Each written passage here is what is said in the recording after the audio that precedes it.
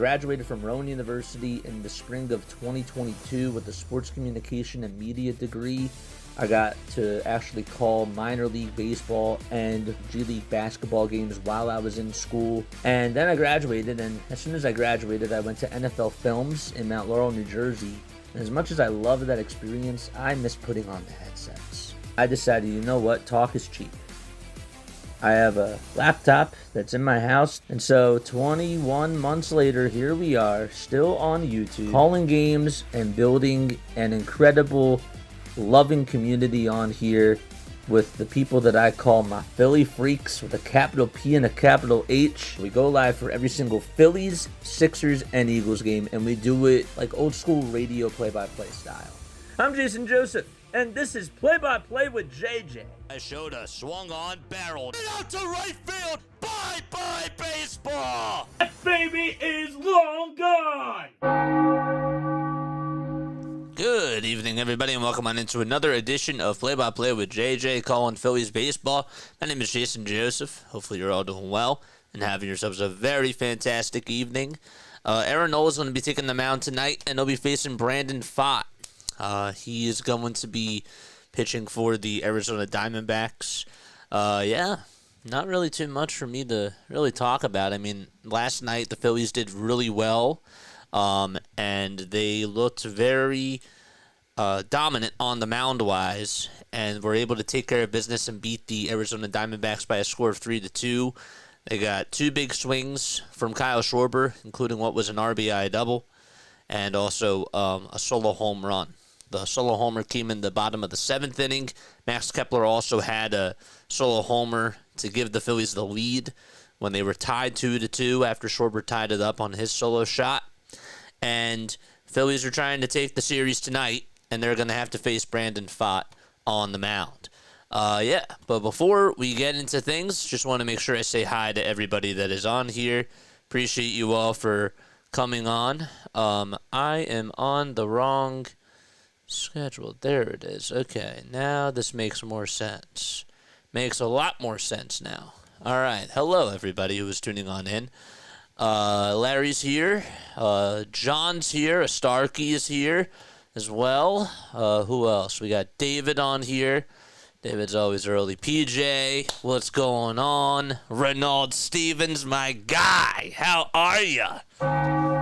Saw Renaud over on Max Coverage TV supporting his Yankees, of course. Shout out to Max Coverage TV. Shout out to all the great content creators that are out there, including a Starkey. Drop your link down below. You know what to do.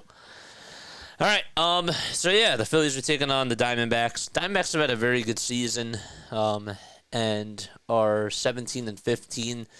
They took their series against the New York Mets the last time that they played before last night, and the Phillies won the game one of this series. This is a Diamondbacks team who is pretty relentless. They do fight back, and this team is now 2.5 games behind the Giants. They're in a dogfight in the NL West, and they would like to increase their chances of getting a top seed in that Western division, the NL West. So I expect that they're going to be going out today with a lot of fire, and Phillies are going to have to bring on their A game again tonight.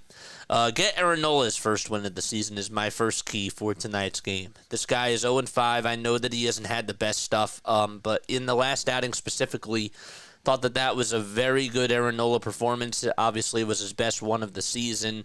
The four-seamer and every single one of his pitches were just catching every single part of the edges. This guy is a nibbler. I've been talking about it time and time again. You know, he's not going to get you a lot with the velocity. He's going to get you a lot with just location. In regards to velocity, I mean just his speed. He's not going to get you with speed. He's going to get you with just location of his pitches. All right. What are your final score predictions? Let us know down below. I appreciate you all again for being on here. Man. I'm ready to get started. Corbin Carroll's going to be leading it off for the Arizona Diamondbacks. We'll get into starting lineups right now. It'll be Carroll, Marte, that's Ketel Marte, batting second. Pavin Smith, who did not start in last night's game, is going to be DHing tonight. And Josh Naylor is over at first base. He's batting in the cleanup spot. Eugenio Suarez over at third base, batting fifth. Gabriel Marino is doing the catching duties behind the plate. Lourdes Gurriel Jr. is out in left field. He's batting seventh. Eighth will be Alec Thomas in center field. And Geraldo Perdomo is over at shortstop, and he will be batting in the 9 hole. So again, just to recap, it's Carroll, Marte, Smith, Naylor, Suarez, Marino, Gurriel Jr., Thomas, and Perdomo. And they're going to be facing Aaron Nola, who is going to be pitching in his 7th start of the season. 35 innings for Aaron and a 5.40 ERA. First pitch. It's inside for a ball, and we are underway. There we go. What are your final score predictions? Renault says 5-2 Phillies. Starkey says 6-2 Phillies. One ball, no strikes. And here's the pitch. And it's grounded foul.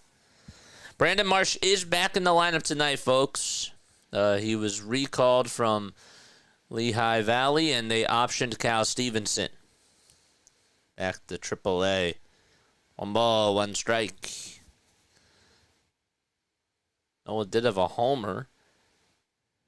Or sorry, not Nola. Marsh did have a homer in his last game out in Lehigh Valley. It's the 1-1 pitches up high for ball 2.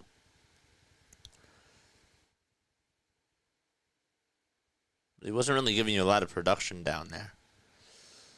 2-1 pitch. And it's fouled away.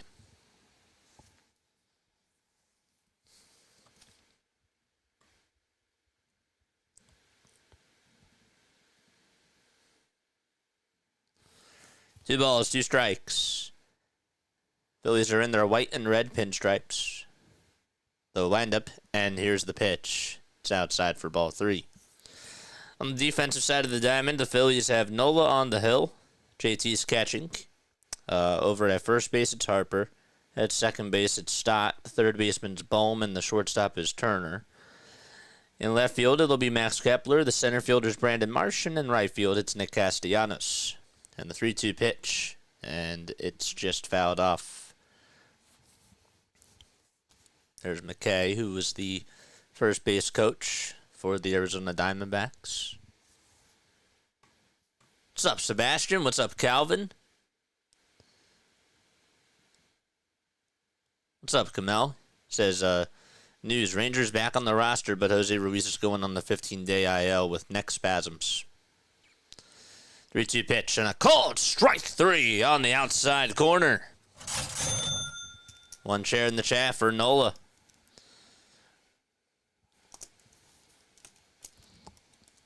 Good movement on the fastball. That was a 2024 Nola pitch right there.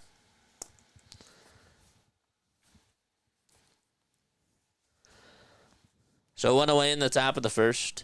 7 pitches in that at-bat alone. Now it's Ketel Marte hitting on the left side. He takes a four-seamer at 94 on the outside corner for strike 1. Marte has his light purple sleeve that he wears on his right arm. Also has light blue batting gloves. They're like the color of the Dolphins. Teal. One ball, one strike. I couldn't think of the word. But yeah, teal. They're actually teal and purple and white. Didn't see the fingertips, but the fingertips are purple. 1-1 pitch. That's taken up high for ball 2. Marte returned from the injured list. He's dealing with a hamstring injury. 2-1 delivery. It's down and in for ball 3.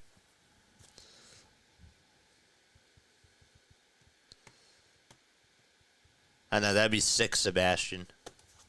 That'd be sick, dude. On deck is Pavin Smith. 1 out. Nobody on. 3 balls, 1 strike. Nola comes set the letters and fires, and the pitch is outside for ball 4. And Marte's rewarded with a walk. And Pavin Smith is coming on up. So Nola, last start against the Cubs. And with his knuckle curve 28% of the time and the four-seamer 24%. That mixed in the changeup, the sinker, and the cutter too. And he looked very dominant out there. It's too bad he wasn't rewarded the win. Pitch. That's high and away for a ball. So Pavin Smith in 29 games hitting .329. Also has 4 long balls and 9 runs that he's been able to reel in.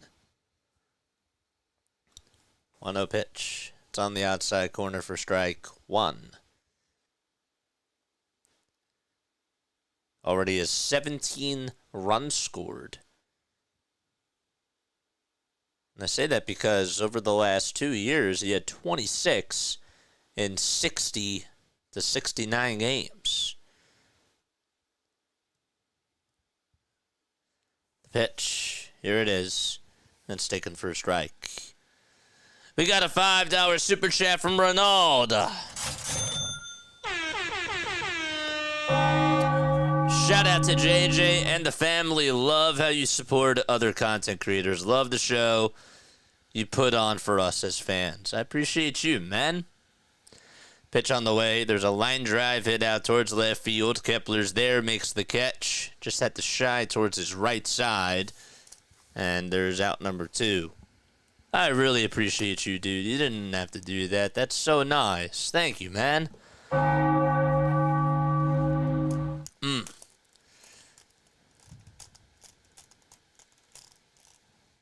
2 outs, and we're still in the top of the first. You guys have any bets going on for this game? The pitch. It's in there for a strike. Yes, of course. Of course he's on Max Coverage TV. Yeah. Shout out to my guy. That's my boy. I love supporting them, man. I do. The ball is 1 strike, and the pitch to Naylor, and he fouls it off. I love supporting the other content creators because I think it's important to unite other fan bases, you know? I do. I feel that way. The ball is 2 strikes. And also, Max is just a very good guy. He is. Like, who doesn't like Max? 0-2 pitch. There's a foul ball. You bet people are going to get annoyed at Nola? Why? Because he nibbles? Yeah. I know why. Yeah. Stay off of Twitter. Stay off of Twitter because that's where the criticism comes. A lot of it.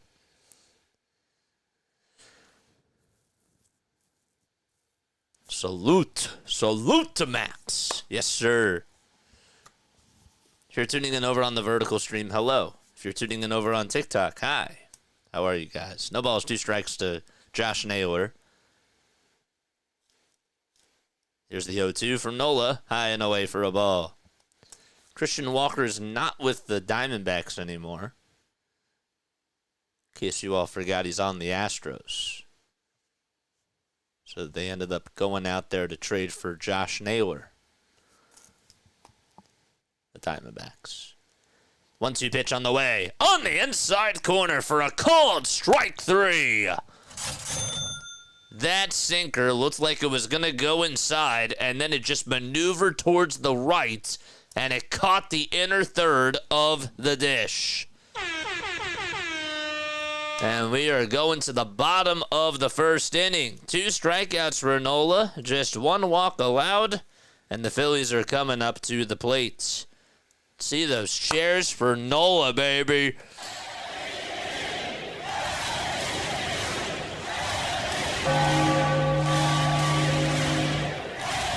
Woo! go. All right, bottom of the first. Phillies lineup will look just like this. It'll be Bryson Stott batting in the leadoff spot. Then it's Trey Turner batting second, Bryce Harper third, Kyle Schwarber hitting, of course, in the cleanup spot, protecting Harper. Castellanos is out in right field. He'll be batting fifth. Max Kepler is batting sixth. Behind him will be JT Realmuto, who is catching behind the plate. Third baseman is Alec Bohm, and he will be batting eighth. And batting ninth, the caboose, is Brandon Marsh, who is back in the pinstripes and playing out in center field. So again, just to recap, Stott, Trey, Bryce, Schwarber, Casty, Kepler, JT, Bohm, and Marsh are all the 9 starters for the Phils.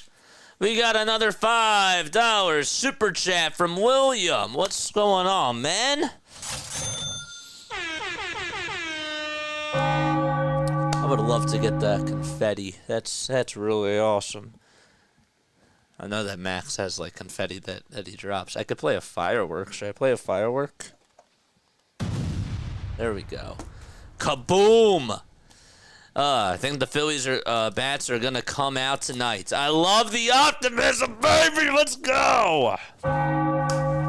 Let's go. BW, go support BW, folks. First pitch is in there for a strike. Brandon Pfaadt is pitching for the Arizona Diamondbacks. And the 0-1, the Stott is inside and low for a ball. Sup, JJ, have a good call. Come on by after if you get a chance. Yes, we will be having a redirect, folks. Absolutely. Shout out to BW. Shout out to Charm City Chat. 1-1, foul ball. So again, Stott, Turner, Harper, Schwarber, Castellanos, Kepler, Realmuto, Bohm, and Marsh. 1 ball, 2 strikes, and the pitch to Stott. And he just fouls it off. The pitch was up high, but it was a protective swing. Pfaadt versus Stott. Yes, sir. The windup, and here's the pitch, and it's on the outside corner, painted perfectly on the edge for a called strike 3. I think it's going to be a pitching duel today, folks. I do. I think that it's going to be a battle between Pfaadt and Nola. I do. Pfaadt this year with a 5-1 record and a 2.78 ERA. The pitch to Trey Turner. Line drive, base hit out to right field. Trey Turner is cooking, folks. And Turner took a turn over at first, but he stays put over there. And Trey gets on base. Any word on Stott's hand? All good? Yep. He's fine. Yep. He's good. All right, Bryce is coming on up. Let's see the Bryce Harper emotes, baby. Let's go. I know he doesn't really deserve that chant right now, but you know what? I'm trying to get everybody riled up. That's what I'm trying to do. I'm trying to spice it up a little bit tonight. Sugar and spice make everything nice, folks. Harper is in the box. Those aren't my words. The pitch to Bryce, swing and a miss. Got a changeup. It was low. No worries, JJ. We still got a chance at a runner left on base. Love the optimism. All right. No balls, 1 strike. I get it. Here's the 0-1 pitch, and it's up high for a ball at 94 miles per hour. On the defensive side for the Snakes, those sizzling Snakes, it'll be Gabriel Marino catching, Brandon Pfaadt on the mound. We'll get to the infielders and outfielders in just a few moments after the pitch. Here it comes, swing and a miss, another changeup. I mean, if he just keeps throwing that, he might have success today against Bryce. Over at first base, Ketel Marte is second base it's Ketel Marte. At first base it's Josh Naylor. At Eugenio Suarez is at third. Toss bat to first is not in time. Geraldo Perdomo is at shortstop. The left fielder is Lourdes Gurriel Jr. Alec Thomas takes center. And in right, it's Corbin Carroll. Thanks so much for the 2 super chats, folks. I appreciate that.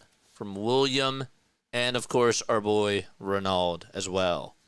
1-2 pitch. And another called. Strike 3 at 95 on the outside corner. And Harper stares at it and goes back to the dugout. Pfaadt this season has thrown his four-seamer 31% of the time. He also has a changeup, a sinker, a sweeper, and a curveball. Batters are just hitting 200 against his four-seamer. His changeup has been really good. Pitch to Schwarber. There's a sinker that's outside for ball 1.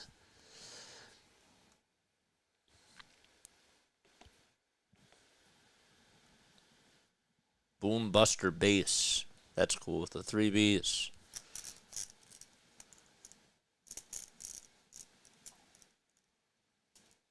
Toss bat to first, not in time.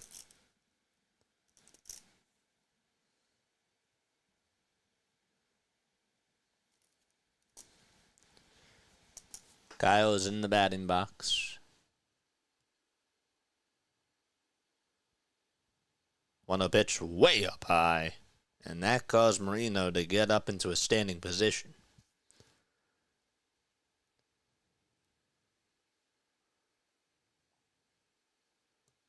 Brandon is 26 years old. He's from Louisville, Kentucky. Anybody watching the Kentucky Derby tonight? 2 balls, no strikes. The next pitch is outside for ball 3.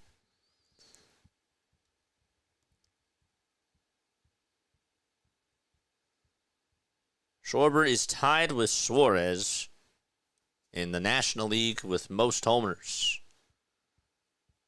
They each have 10. 3-0 pitch, and Schwarber gets a red light and takes a pitch that's in there for a called strike.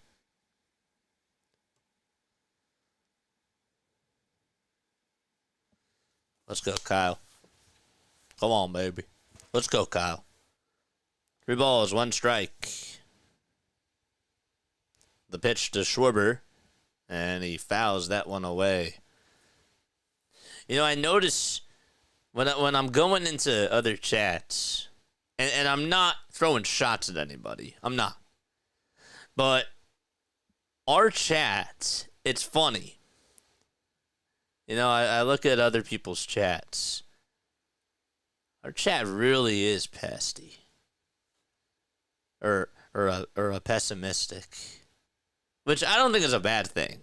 I don't think it's a bad thing. 3-2 on the way, swing and a miss. And the pitch was outside. And Schwarber can't catch up to it. And we're going to the the top of the second. So Pfaadt strikes out the side. Phillies just strand Trey over at first. And there's no score. I don't mean that as a bad thing. I really don't. But I think that we tend to,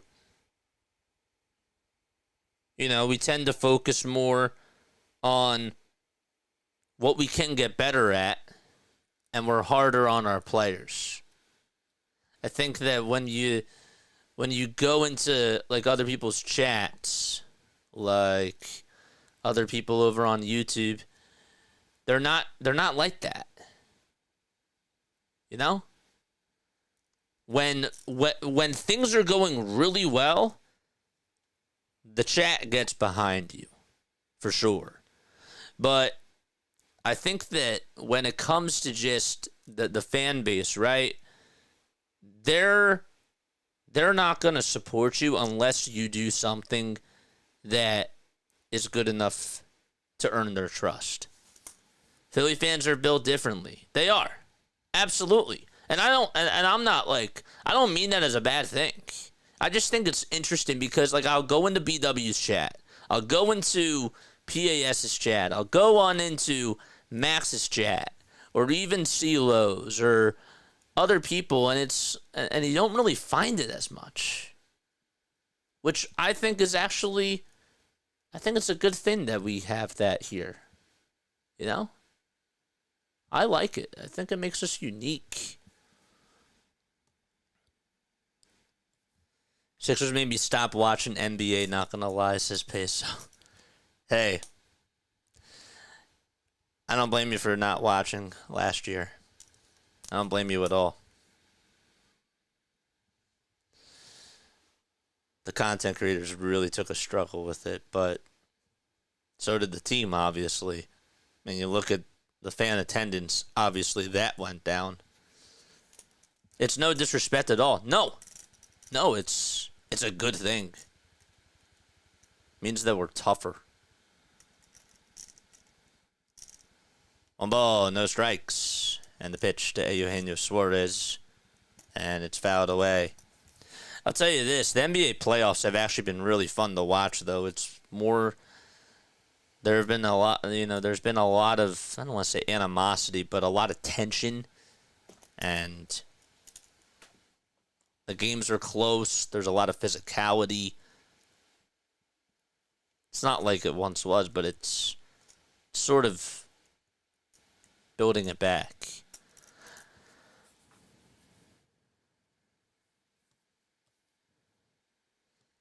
I'm a fan of yours. I don't listen to other peeps' chat. I appreciate you for supporting us, man. Well, ball, 2 strikes. Suarez, by the way, 5 for 21 against Nola. And here's the 1-2. It was a good try on the knuckle curve. Low and outside, but Suarez did not bite.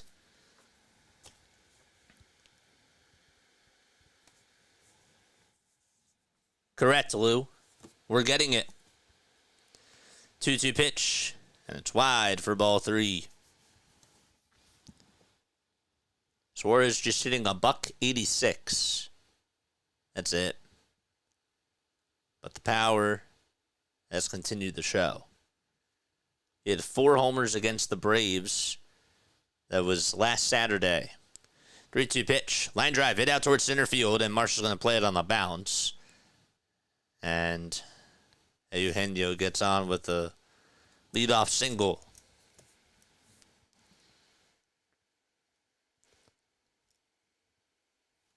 It took a bounce in front of Marsh.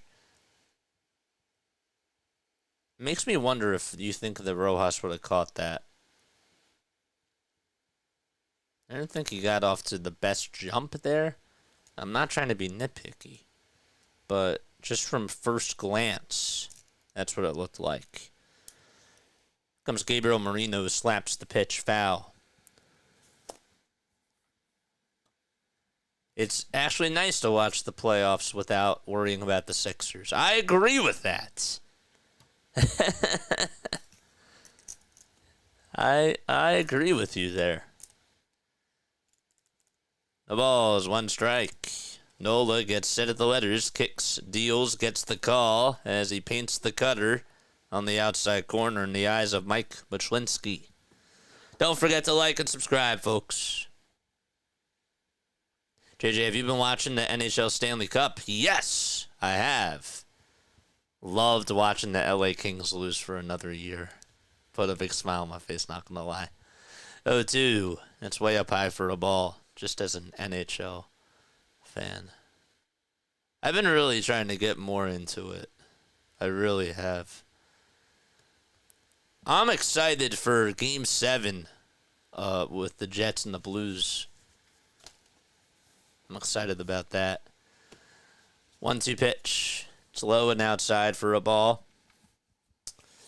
Tonight I'm going to take the Avalanche. I just think that I think that the Avalanche are going to pull it out. McCarr might go off. I think Blackwood is a good night too in the net. Next pitch. It's now 3 balls, 2 strikes.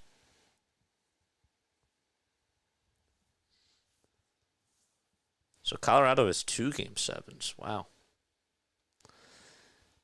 The payoff pitch from Nola, swinging a line drive out to right field for a base hit. It takes about 3 bounces in front of Castellanos, who fields it, gets the glove down low, throws it over to second base. Stopping at second will be Marino, or Suarez, that is. And so there's a back-to-back singles from Marino and Suarez.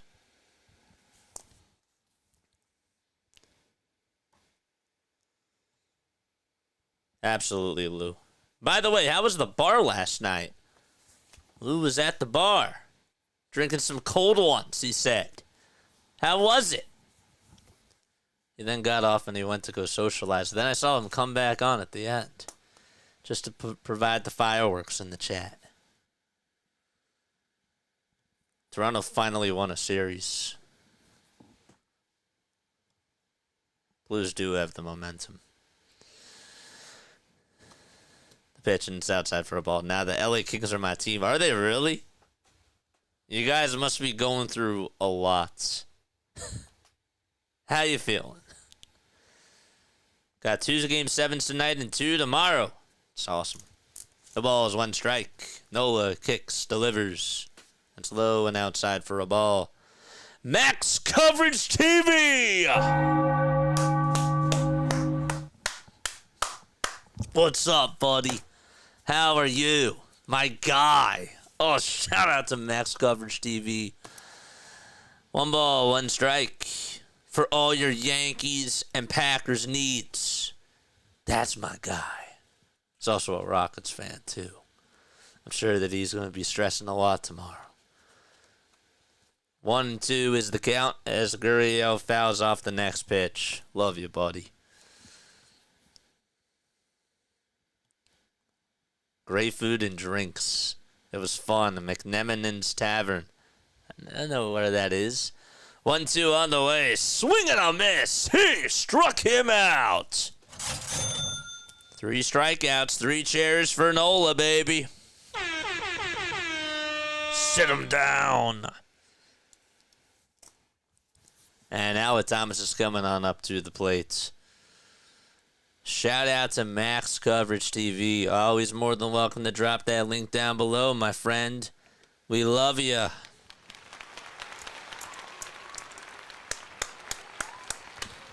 Yes, sir. Pitch on the way. It's taken for a ball.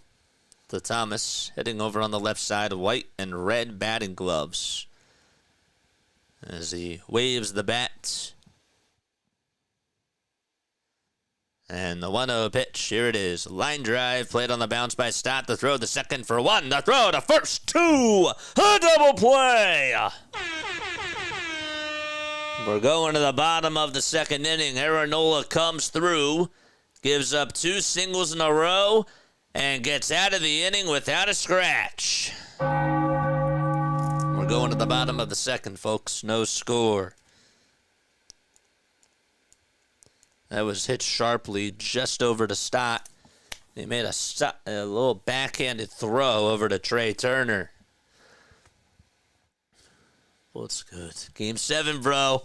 We're showing heart. We're showing heart, he says. Ring him up. Hardcore says, I'm amazed. JJ, you a Panthers or Leafs fan for games 1?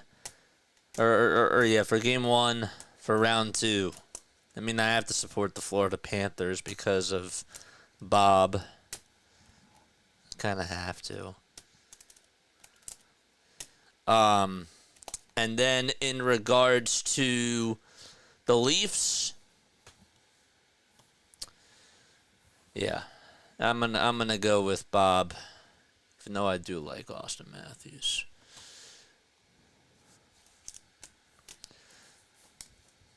But yeah, gotta go with Bob. Good evening, everyone, says Ray. Ray is here. What's up, Ray? How are you? We have 137 people tuning on in. If you are coming on in, kick your feet up, sit back, relax. But as you come on in and take your shoes off, hit the thumbs up button and hit the subscribe button as well. My house, of course, is your house, but just show courtesy to the guy hosting. That's all I have to say. That's it. That's it. Those are my 2 rules. My 2 rules. Keep it clean. Don't be, well, yeah. Don't break any rules is rule number 1. And hit the like button, man. The pollen is getting to me. Don't talk about that to me, man. It has been hurting me a lot. Why do you think sometimes I've been shying away from the camera or I take a step off? Because none of y'all want to see me blow my nose. That doesn't look good. The pitch is in there for a strike. The ball is 1 strike. And the pitch. It's low and outside for a ball. Pfaadt is pitching for the 2nd inning. Threw 16 pitches in the first. The 1-1 delivery. That's off the plate.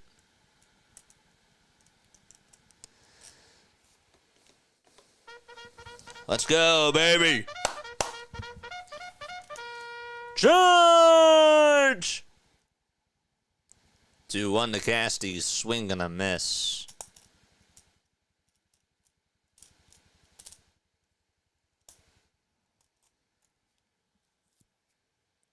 First base is wide open. So is up the middle. Third baseman's playing over towards the line. 2 balls, 2 strikes. The windup and the pitch from Pfaadt. And Castellanos thought about chasing, but decided not to. It was about 2 feet off the plate.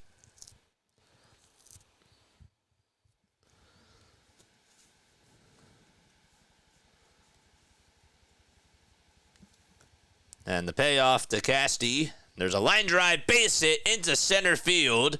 And getting over to it is Thomas as he plays it on a couple of bounces. And Nick Castellanos gets on with a leadoff single. And Max Kepler's coming on up. Rally time for Philadelphia.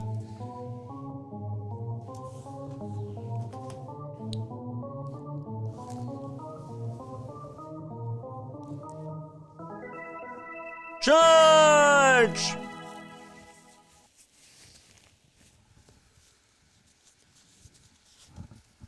Pitch to Kepler, fly ball hit out over to deep right field. It's carrying, it's gone! 2-0 Philadelphia!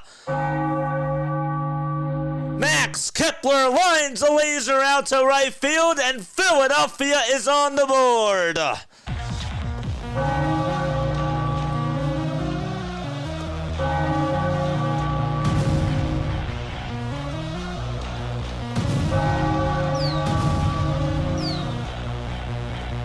What a swing. He is on fire, baby.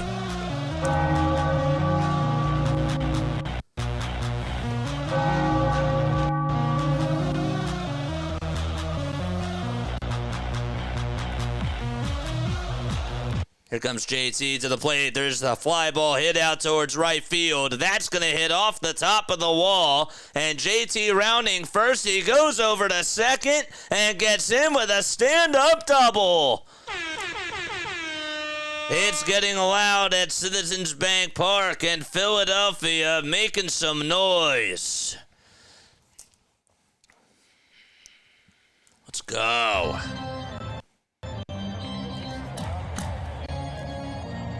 Two pitches right down the middle. Let's go. Max, great first name, says Max Coverage TV. Wow. What a swing. Two good swings by Philadelphia. 2-0 Phillies. JT's over at second, and Bohm is coming up. And we have a timeout called on the mound really quickly.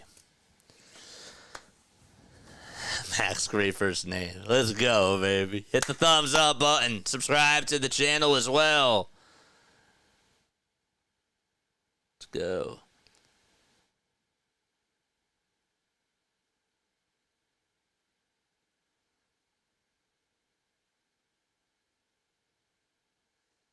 JJ is hungry. Give him some subs and thumbs. That's right. I love that. I love that. Bohm's average is at 217. First pitch to Alec, and he went around. The pitch was outside. Come on, Alec. You're better than that. You're better than that. Come on. On deck is Brandon Marsh. Phillies need a triple to complete the cycle in this inning. Casty singled. Kepler homered. JT just doubled. And Bohm has to get on with a triple. Come on, you got to start the trend. Next pitch, it's taken for a ball. 1 ball and 1 strike to Alec Bohm. 3 seconds left on the pitch clock. Pfaadt looks back at second, now back to the plate, and here's the 1-1. And it's sliced foul again.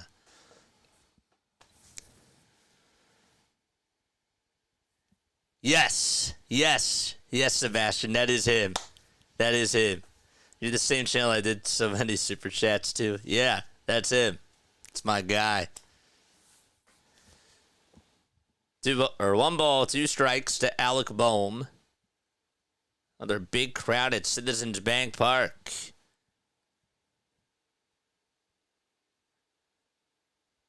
Lots of excitement so far. Here's the 1-2 on the way. Line drive, base hit into center field past the dive of the second baseman. JT goes over to third, and the Phillies have runners at the corners. Hitting is contagious, baby! Brandon Marsh is due up at the plate. Let's go. Marte could not make the catch. It just got by him. And Alec gets on.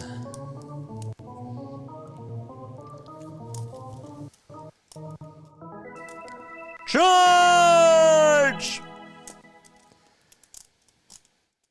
Runners at the corners. And the pitch to Brandon Marsh. Check swing. Did he go? They say yes, he did over at third base. Brandon in 17 games hitting under 100. You heard that correct.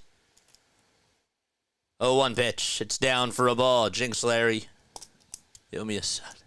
JJ, you're the freaking man. No, you are the man, dude. And in this town, Chase Utley is the man. But no, I appreciate you. I do.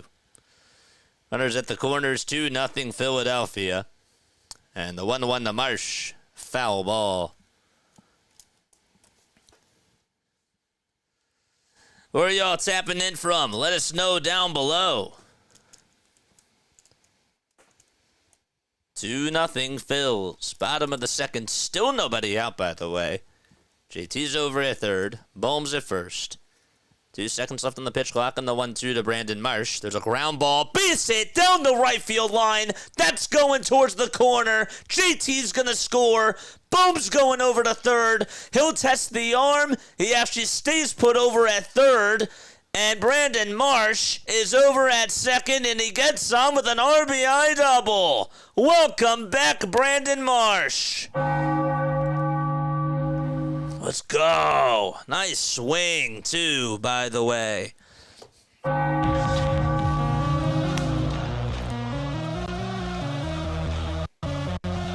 And there's still nobody out.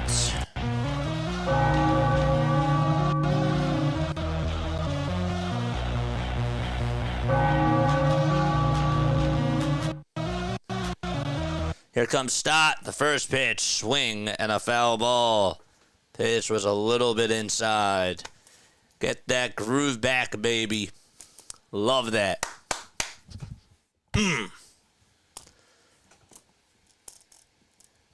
No balls, 1 strike. We got 2 runners in scoring position.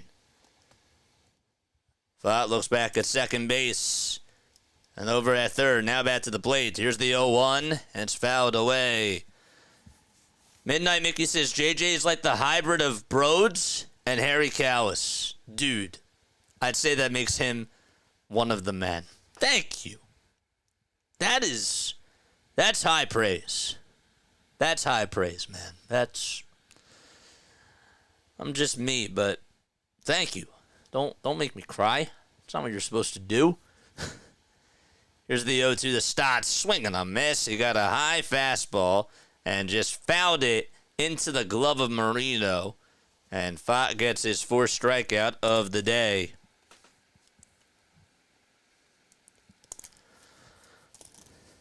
Everyone are the freaking man. I appreciate that, man. Thank you. That's high praise. Here comes Trey Turner in the pitch. He chops it foul. Stott, by the way, now that we've been giving him a lot more praise for being in the leadoff spot and doing better, but he is 0 for his last 6. Just wanted to point that out there. 3-0 Phillies.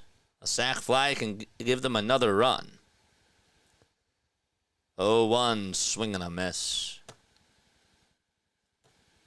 Calls a mean basketball game, too. Thank you, man. You guys are too nice. What can I say? Winning puts me in a good mood this midnight, Mickey. It puts us all in a good mood, for sure.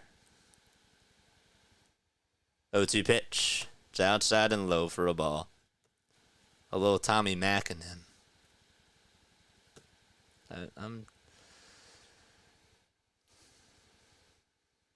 I'm speechless. Next pitch to Trey, and he takes it in the dirt. It was a changeup at 90. Didn't have a lot of bite to it, though.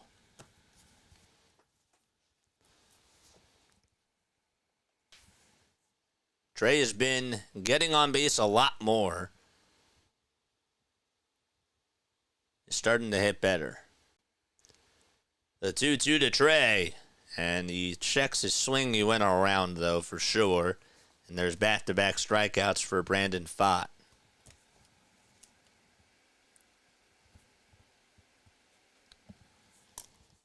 Tell you that changeup actually had really good movement to it. Doesn't excuse Trey Turner for missing at that pitch, because why would you guess there? Now it's Bryce Harper who's coming up. Drive in these runs. First pitch to Bryce, and he takes a sweeper that was at the kneecaps for a strike.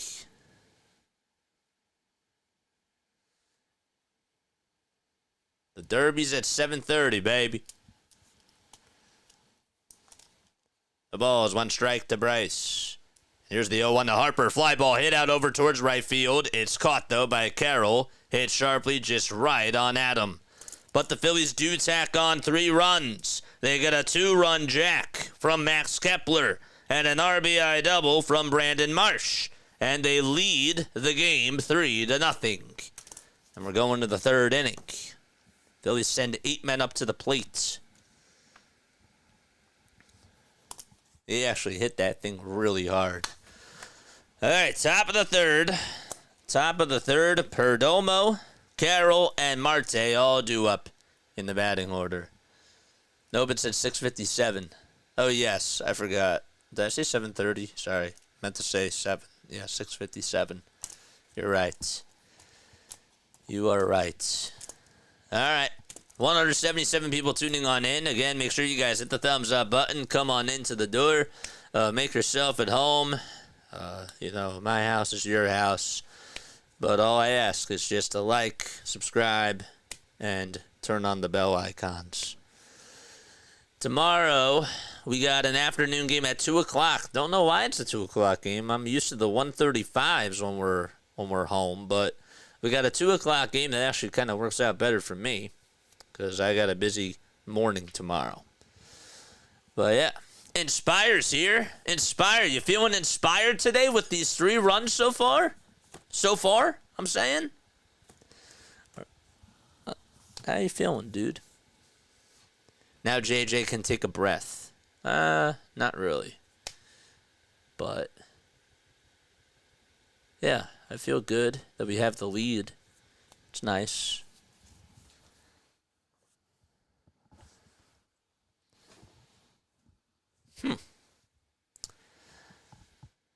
Pull up some salt pretzels and get your popcorn ready.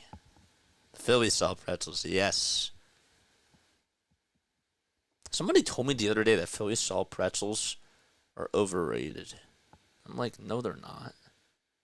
Soft pretzels. Did I say salt pretzels? Soft pretzels. Here's Perdomo.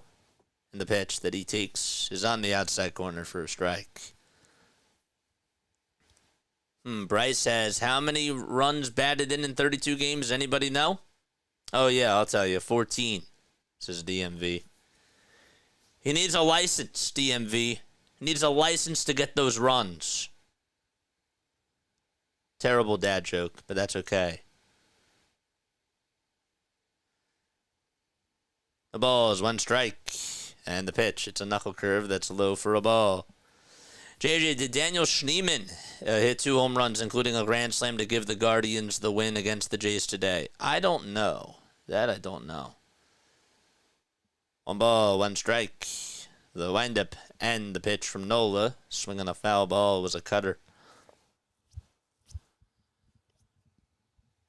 Salt pretzels are the bomb. Thank you.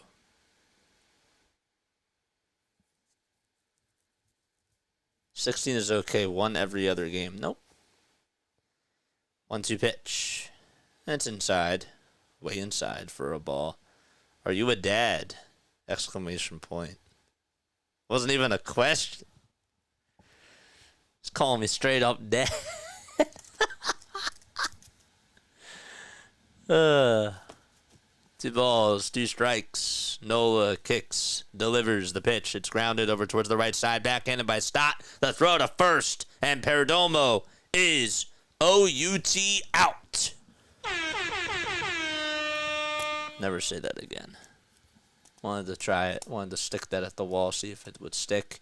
It did not, but that's okay. I think I made that a little bit more cringier than it had to be. How did the Phillies score? How did they score? They put up 3 runs in the bottom of the second. They had a 2-run homer from Max Kepler and an RBI double from Brandon Marsh. With your dad jokes. Yes, it is starting to rain. It is starting to rain. Just wanted to let you guys know. Fans are getting up from their seats. The ball is 1 strike to Corbin Carroll. And here's the 0-1, swing and a miss. They did say that showers were in the forecast for tonight. Fans are filing in to get shelter. 0-2 pitch. It's inside and low for a ball. Rain has started to come down. Rain may interrupt many things tonight, says Hardcore. That's fine. Because guess what? We'll still have people tuning on in, and the show goes on. 1-2. That's taken inside for ball 2. It's nice that Marsh is back. Time is the NBA playoff game? Maybe we'll do that. Time is that 8? 2-2 pitch to Corbin Carroll. Swing and a foul ball. Sebastian says rain delay? Not yet. We're good. There's one mom who's putting one of those garbage bags on top of her kid, and he has it all on his full body. 2-2 pitch. Swing and a miss. Good morning, good afternoon, and good night to Corbin Carroll. And Aaron Nola making it rain on the mound with the strikeouts. Okay. Oh, I think you just broke the bag. The kid was trying to get on into the bag. The mom's helping him put the bag on, and he broke it. I mean, they're not really meant to stay together, but still, he just tore it up. Mom's like, really? Come on. 1 ball, no strikes to Ketel Marte. There's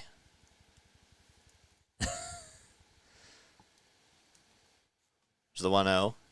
That's outside, but it's a called strike.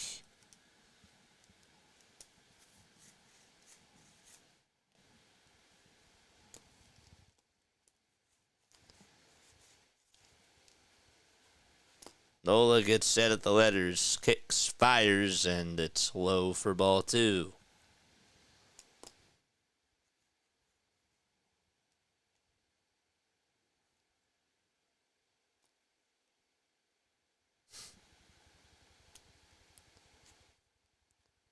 The 2-1 to Marte. Foul ball, and Marte slipped a little bit. Lost his footing.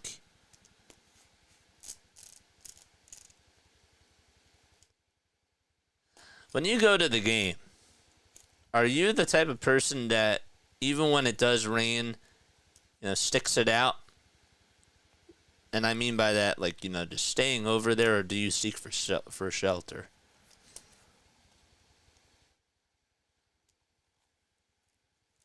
Two outs, base is empty, and the 2-2 delivery from Nola. Swing and a miss! Aaron Nola in cruise control so far. And another strikeout, and he has been so dominant on the mound in these first 3 innings. We go to the bottom of the 3rd. Okay. Wow. Good pitching so far. Again, hit the thumbs up button. Subscribe to the channel as well if you have not done so already. You guys are out of your mind if you have not done that. But we are going to the bottom of the 3rd inning. John says it depends. I don't leave early, but I don't sit out in the rain either. That's no fun. See, that to me is part of the experience. I'm kidding. Says the person that actually does that. Yes, I do understand. Next time I do go to a game, though, I mean, unless I'm wearing like really, really good clothes, I would sit out there in the rain. Mama didn't raise no sponge. Hardcore says find a bar to go watch it. Yeah. You know what I do sometimes? This is how old-fashioned I am. Sometimes I'll go out at night. I haven't really done this in a bit of time, but I'll honestly just go out and I'll pull up to Chickies and Pete's or to Ott's or something, and I'll just sit in my car and just watch the TV there, whatever sporting event is on. I did that for March Madness, and it's just nice, because you get to get out of the house, kick your feet up, and it's like going to a drive-in movie theater. It's cool. It's nice. I stuck it out in a rain game and caught 2 foul balls because no one else was around us. See, that's the spirit, Steema. And you deserved those foul balls. You did. You absolutely deserved that. It is starting to pour out at Citizens Bank Park. You are the man for doing that. You are. And you got what you deserved. Here's Kyle Schwarber as he comes on up to the plate.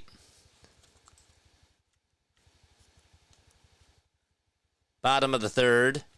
And the pitch to Kyle, it's down for a ball.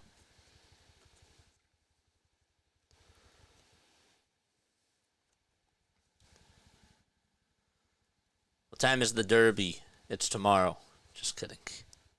It's in like one. It's now. 1-0 pitch. It's down for ball 2.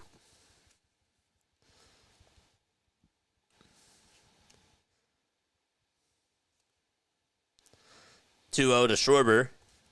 Takes a sinker right down the middle at 93.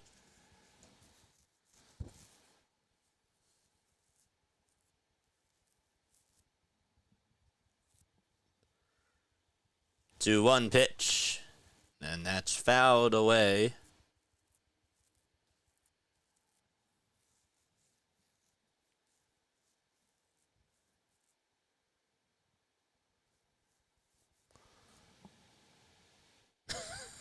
That person's struggling to try to get the bag on.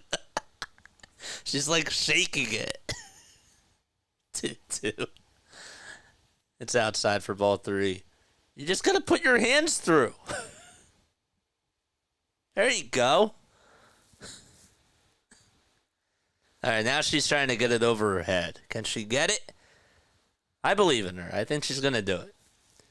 3-2, and that hits Kyle Schwarber. He's going on over to first base. Okay, so did she get it on? Come on, we got to follow through with this. We got to see if she was able to get the full thing on her. I think she did. It was just getting the left arm in there. That was tricky. Just getting that left arm in there, and I think she finally got it. So Schwarber's over at first. Here comes Castellanos, and the pitch to Nick Castellanos, and he skies this one out over to left field. It's carrying. It's just warning track power, though, as Gurriel Jr. makes the catch. There's one away. They do have these things called umbrellas, but I don't think you're allowed to bring in umbrellas to the stadium. That's what it was. Schwarber was getting ready to tag up. Just, he wasn't actually going to go, but he thought about it, and he smiled. Pitch to Kepler, and it's taken on the outside corner for a strike. Yeah, I don't think you're allowed to bring umbrellas to the ballpark or inside the stadium. I could be wrong, but I know that security has become more tough. Like, I couldn't bring in one of the keys that I had attached to, like, my car key, because it could be technically used as a weapon. 1-1 pitch. That's taken low for ball 2.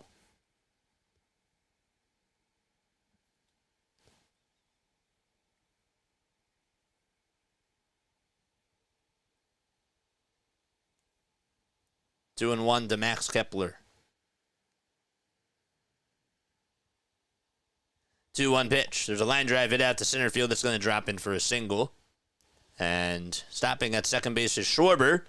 And Max Kepler gets on base. Let's go. All right, Max Kepler's heating up. He is. He's hot. Okay. Max Kepler is on fire right now. I'll tell you that. Let's see those fuegos in the chat as JT Realmuto is coming on up. Let's go! We're only in the bottom of the third.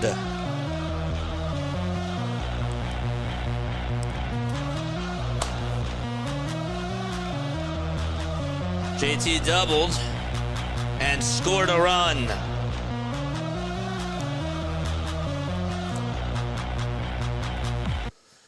One out and 2 runners on base.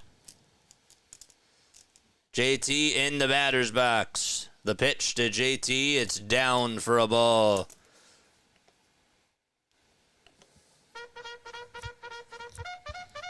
Let's go. Charge! 1 ball, no strikes.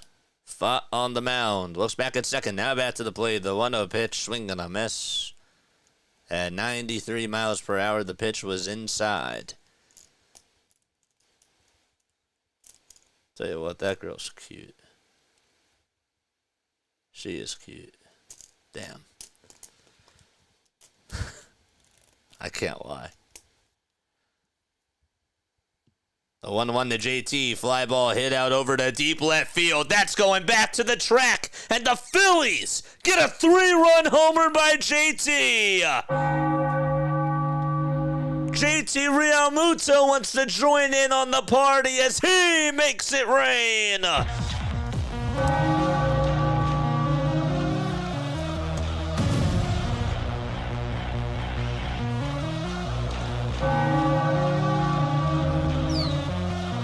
The fightins have broke loose.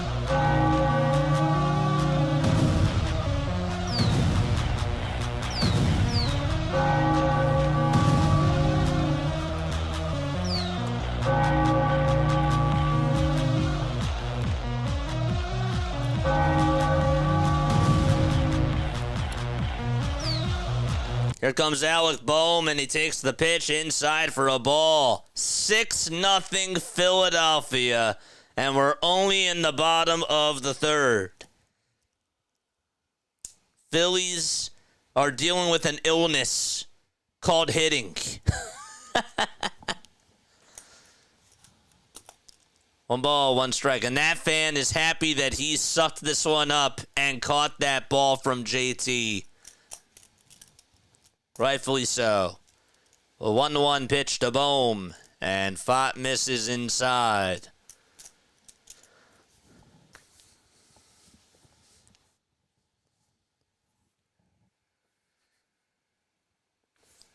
Phillies, I guess, like playing in the rain. 2 balls, 1 strike. The pitch to Bohm is a 4-seamer that catches the outer third of the dish. DMV says, caught a homer. Yes, sir.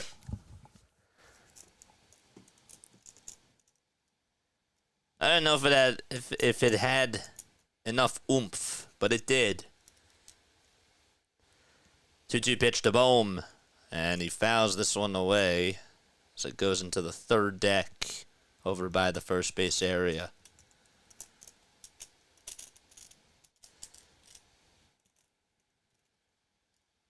Stop lying to us, JJ.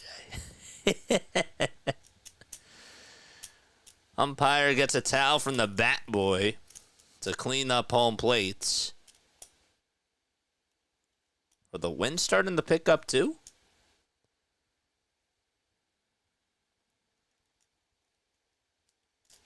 What happened to that cute girl? I want to see her again. 2 balls, 2 strikes, and the next pitch is outside for ball 3. She was cute.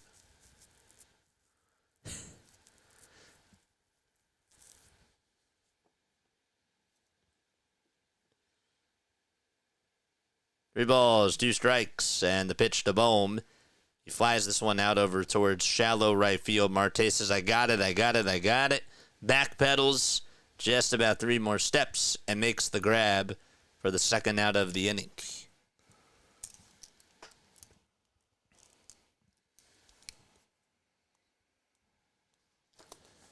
There's a kid who has a fake beard, and it's cute. He's in a Philly Connect uniform, acting like he's Brandon Marsh. Pitch to Brandon. It's a foul ball. JJ's flirting. Dude, she's cute. She was cute. Maybe she went back to go find some shelter. She was cute, though. 0-1 pitch. That's outside. We need to get JJ that chick's number by the looks of it.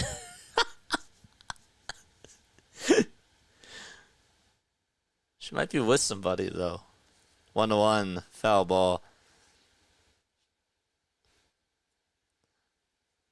I did see on Tinder the other day that there was this girl who wanted to go to the ballpark as like a first date. Did she match with me? No. She was kind of cute too.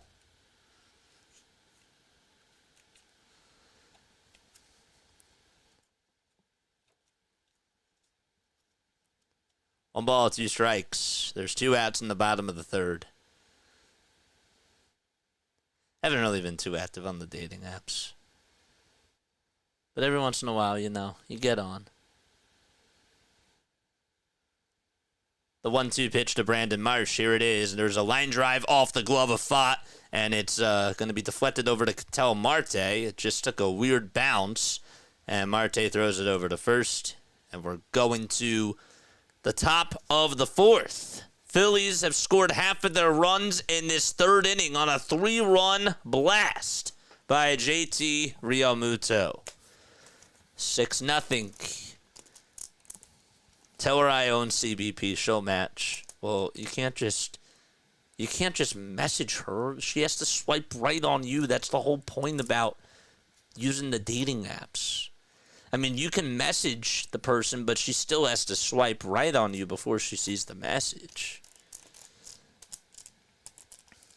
this rate, who cares? You're more than halfway there to bliss, bro. Just go after it. Yes, sir. Thanks, dude.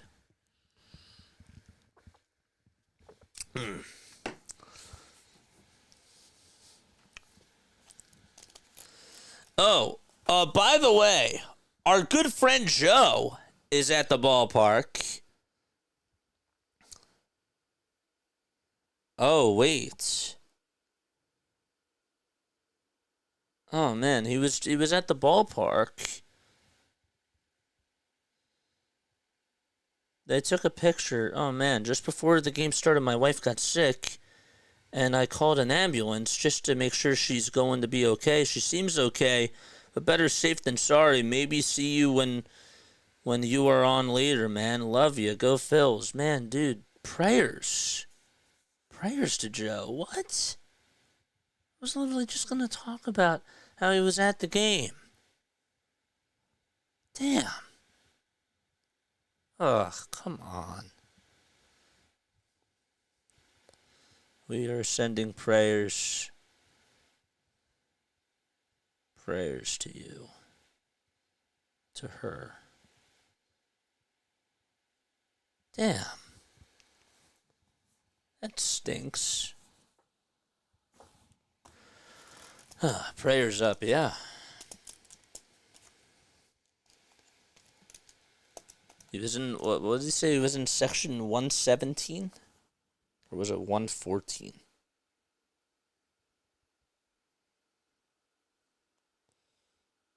Section 111, row 27.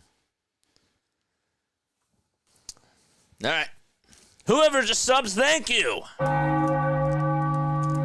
Aaron Nola's going back after the pitch, the top of the fourth. 3 innings, 5 strikeouts, 2 hits allowed, and 1 walk for Aaron Nola. Sending thoughts and positive energy to your buddy, my dude. Well, yeah. This is one of our freaks, one of our Philly freaks. He texted on into the hotline. He was like, "Yo, I'm going to the game today with my wife." You guys are more than welcome to text the JJ hotline anytime for Phillies, Sixers, and Eagles stuff. 610-314-0844 is the JJ hotline.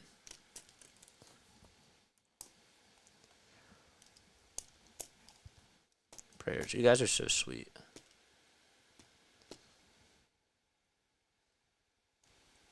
Some fans are filing back to their seats. Okay. But where's she at? I'm sorry, I can't stop thinking about her.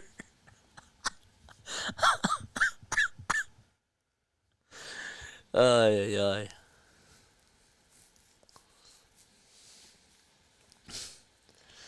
Here comes Aaron Nola, and the pitch is outside and low for a ball. I like all types, man. I do. I like all types. 1 ball, no strikes. And the pitch. There's a strike. She's on TV now, Yassine. Well, she was. And then she wasn't. JJ likes the humans. That's very descriptive. Yeah. 1-1. Foul ball.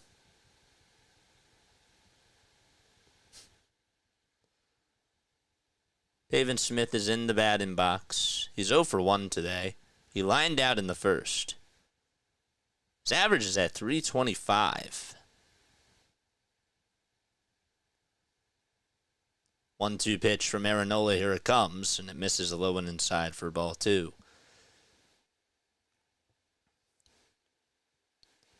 It'd be really nice for Nola to try to get his first win today.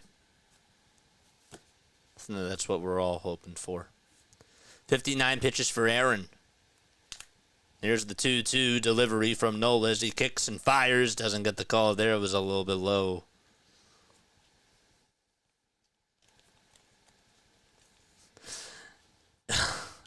I saw that, Ryan.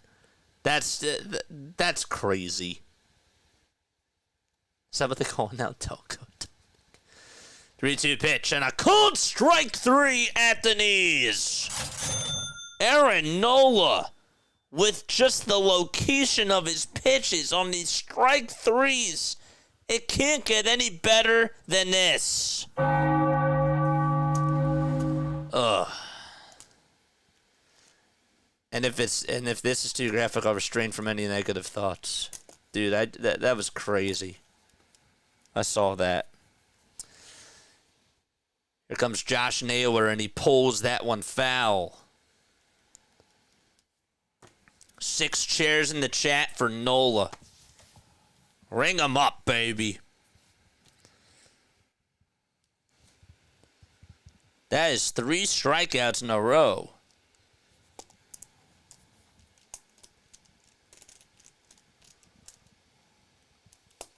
The ball is 1 strike. Aaron gets set at the letters, winds up and fires, and that one's pulled over towards the right side. Stott plays it on the ground, gobbles it up, throws it over to first, and it's in time for the second out of the inning.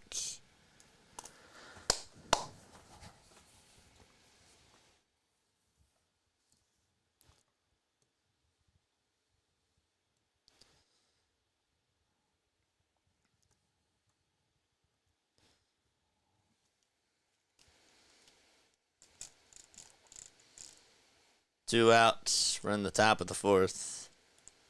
And the pitch is way outside for a ball.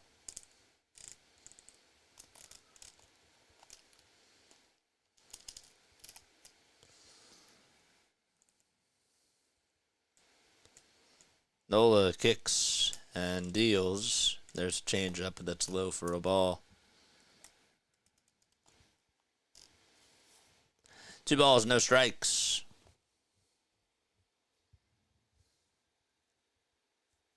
37 strikes from Nola, 28 balls. And the 2-0 delivery, the Suarez swing and a miss. He got a knuckle curve that was nothing but trouble. It was down and away. That's Eugenio Suarez, who's the 3rd baseman for the Diamondbacks. Nola winds up and fires. It's high for ball 3. Nationals and Reds did just get started. The Nationals were in a rain delay. They were also in a rain delay yesterday, too. 2-0 is the score for Washington. So they're in the bottom of the 1st. 3-1 pitch. And a sinker that was located at the kneecaps for strike 2. Red Sox and Twins are on FS1. It's 4-1 Minnesota out at Fenway Park in the bottom of the 7th. Nola looking to try to get out of the inning. Can he get a 7 strikeout? Here's the 3-2 pitch. Line drive it out towards center field, and Marsh can't make the catch. It actually bounced off of his glove. He tried to dive, or slide, I should say. It bounced off his glove. It kicked away from him, but thank goodness it wasn't too far away from him because Suarez would have gotten on with a double.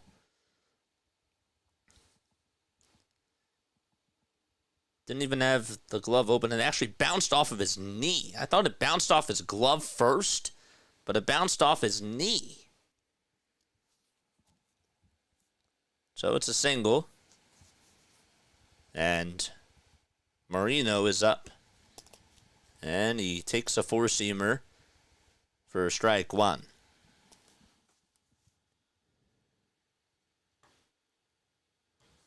Yum buck. I've never heard anybody call me that before. What's up, dude? How are you? Philly boys here. What's going on, man? The ball is 1 strike. The windup and the delivery. Foul ball. How many innings do they need to call a game with rain coming in, JJ? 5.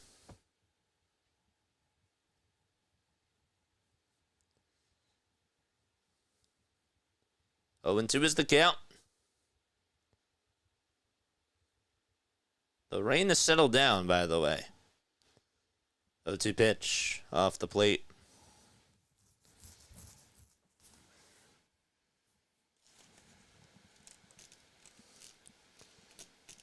Hanging in there, brother. Hope all is well. Appreciate you for coming on by. Shout out to you. 1 ball, 2 strikes. 2 outs, and the pitch to Marino. Fly ball, foul ball towards the right side, and now the play it goes. Seema says 5, I believe.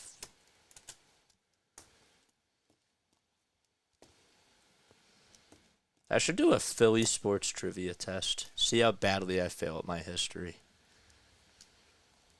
1-2 pitch on the way. Swing and a miss. 7 chairs for Aaron Nola. And we're going to the bottom of the 4th inning. He just keeps getting better and better and better as the outing goes. He's a lawnmower. When a weed comes in his way, he just mows him down and strikes him out. Let's go. 7 chairs. That's great. Love it.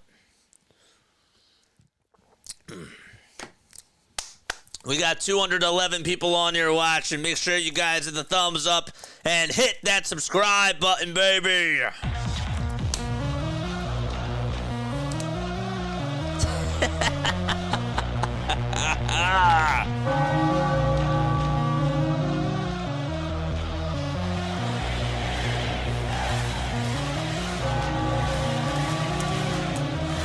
Let's go, chat. Let's go!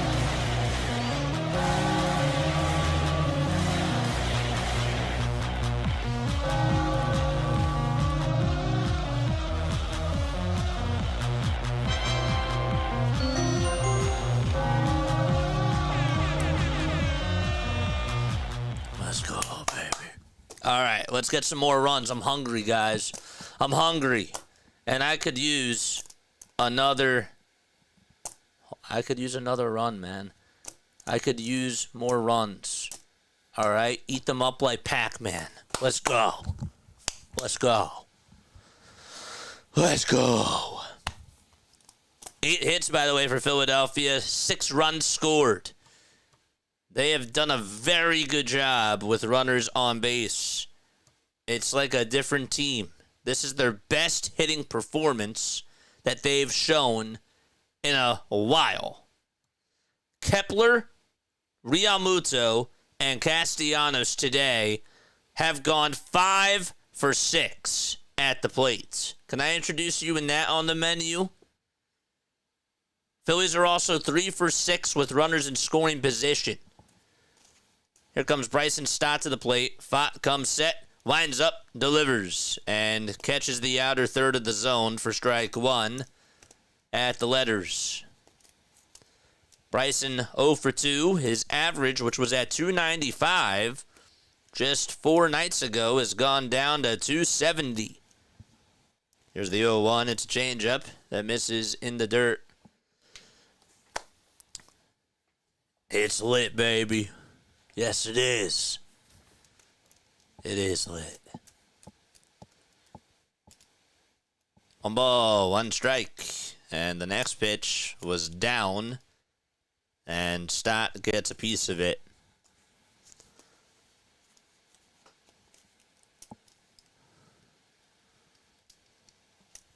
Phillies again in their white and red pinstripes. I love the classic pinstripes.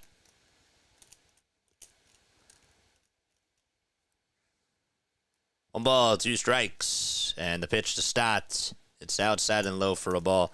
I'll tell you what. I hate to be this guy, but I know that we have some Yankees fans on here. The white and blue pinstripes, they give me nightmares. 2-2 pitch. There's a bouncer. It's it over to third base. Suarez has it. Throws it over to first. And it's in time for the first out of the inning. Those pinstripes are class. They are. I would really love Philadelphia to get to that point. But those pinstripes, man. Here comes Trey Turner. 1 out. And the pitch to Trey takes it way inside. Rob has his water bottle. Have to stay hydrated out there, Rob. 1-0 pitch.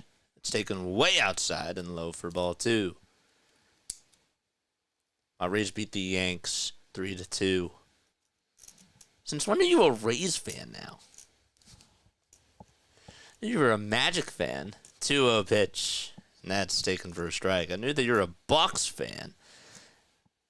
But you go 4 for 4 on us with the Lightning and with the Rays too, really?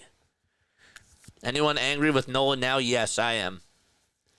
2-1 pitch, and it's off the plate for ball 3. I'm mad because he's doing so good. And I'm facing him in fantasy. Just kidding, I'm not. Joe would know because Joe has him on his team.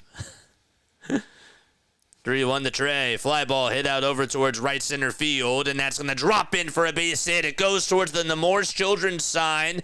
Turner goes over to second base. Trey Turner cooking. Gets on with an opposite field double, and Bryce Harper coming on up to the plate. Turner is heating up.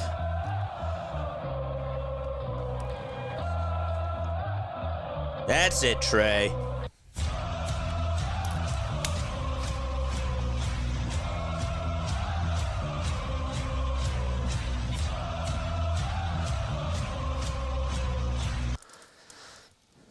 Let's go, Bryce. Harper yanked one out to right field, but it was just right at Corbin Carroll. The pitch to Harper, ground ball hit over to third base. Suarez has it, throws it over to first. And Turner does go on over to third. It is a ground out, though. Nola's going to be so P.O. when he finds out that Brian Pumper isn't even in the chat tonight. He hasn't been in the chat in like a week. He hasn't been in the chat in like a week. I've just been a Rays fan since I moved up here to Spring Hill. Well, same with the Bucks. Well, but Philly is in my heart and in my soul. They're going to intentionally walk Kyle Schwarber. Uh-oh. And Nick Castellanos is coming up. Come on. They don't want to face Kyle. Don't want to face Kyle. And Castellanos is in the box. Nick beat you. The pitch. And he traps a foul over towards the third base dugout. Nick is 1 for 2. He singled in the second. Also scored a run on the RBI double.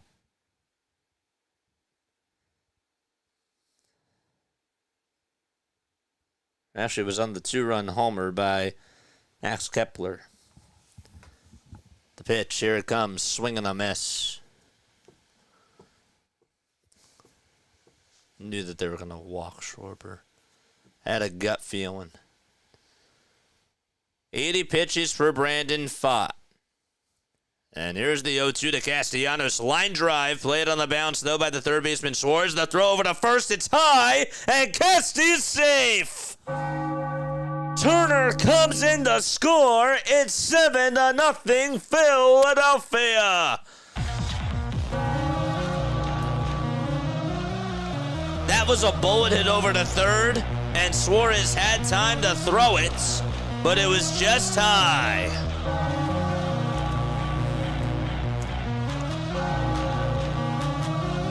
Karma.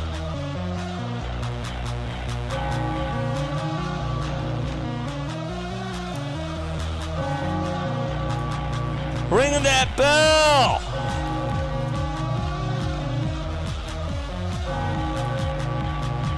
Here comes Max Kepler to the plate. The inning continues. It's an E5. The pitch to Max, and he just gets a piece of it and fouls it off. Hope I pressed the wrong button. He pulled a tray. Karma. Kepler, 2 for 2 with a single, 2 runs scored, and a homer. And 2 RBI as well. The ball is 1 strike to Max. The pitch. It's upstairs for a ball. You know, I would think about moving Kepler up in the order. Maybe I'm going too far. Our left-handed hitters besides Bryce have been really good. 1-1 to Max. It's outside for ball 2.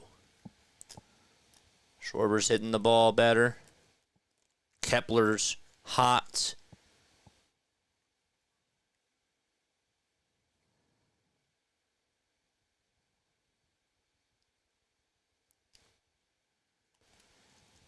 Two one to Max. It's a little bit low, but it's a called strike. This game will be a great highlight reel so far. I was thinking that earlier, but there's too many lefties. Stott. Yep. You're right.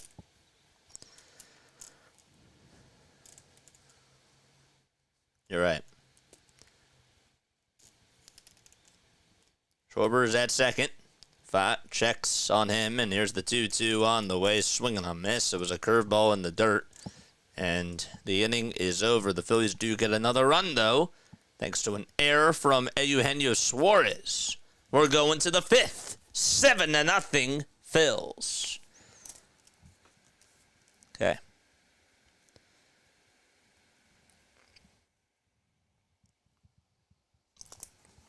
All right. It's time now for On This Day in Phillies history. And Daniel Schneemann, that is correct. He did hit the grand slam. With Daniel Schneemann and Kyle Stowers, according to Sarah Langs, this is the first day in at least the expansion era where multiple players had multi-homer games, each including a go-ahead grand slam in the 9th inning or later. That's crazy. And that was against Mason Miller, too. The one that Stowers had. Kepler's hot. JJ's girls is in the stands. Hot. You're funny. You're funny, Michael. All right. On this day in Phillies history. It happened on this day. Today is May 3rd. Mike Schmidt hit a homer off of Rick Sutcliffe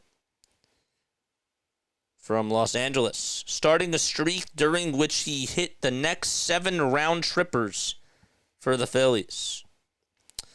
In 1994, Andy Carter, in his Major League debut, hit 2 of the first 3 batters he faced and got ejected. And then in 2016, on May 3rd, Howard's solo homer accounts for the only run in a 1-0 win over the Cardinals. He did the same thing earlier in the year, making him the first Philly to accomplish this feat twice in one season. So, no rain as of now. That could still change. There are still some dark clouds in the sky. Top of the 5th, and Gurriel Jr. takes the first pitch that he sees off the plate at 92 on the gun.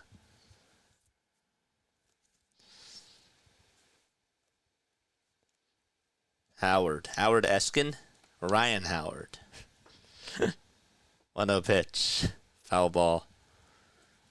Howard Eskin. I was listening to Spike on the afternoon show yesterday.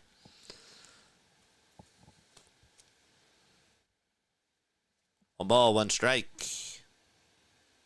Nola has another 2 innings in them. 1-1. Here it is. Swing and a miss.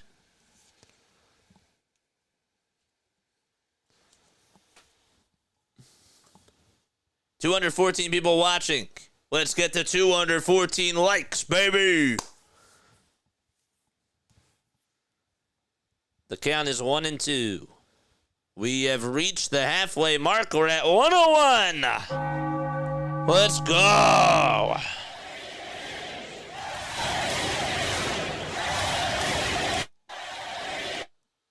One-two pitch. That's high for a ball. Hey, y'all, thanks for having me and good evening. But not to be funny, is that pitcher pronounced as fired? As fat? I go by pfaadt. That's what I saw in the pronunciation guide. 2-2 pitch, ground ball hit over towards first base. Harper has it. And an underhanded throw over to first is in time. I've heard other people say, here on YouTube, I've heard other people say fat, but I saw in the pronunciation guide that it's pfaadt. How's my friend? He's not my friend's wife. He's just one of our viewers. His name is Joe Schmuck. He's one of our viewers on here. I don't know. I haven't heard anything. But obviously prayers to Joe.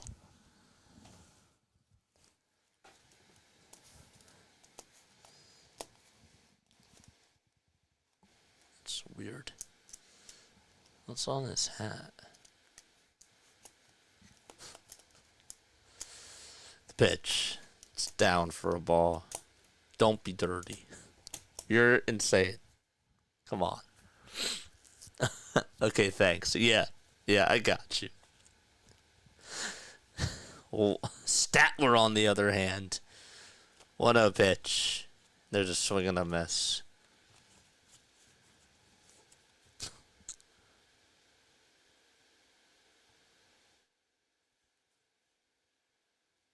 Not gonna lie, that the hat itself looks cool. It's a Philly Fanatic upside down in like in like one of those like bobblehead cones, and they have ice cream on it. That's a pretty cool hat on Croc.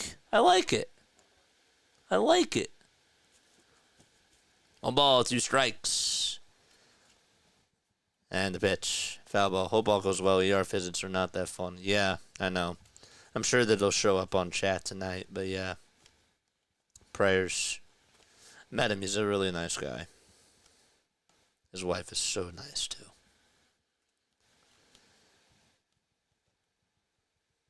Was this score in anybody's bingo cards? 7-0? Phils? 1-2 pitch. That's fouled off of the mask of JT. Oof.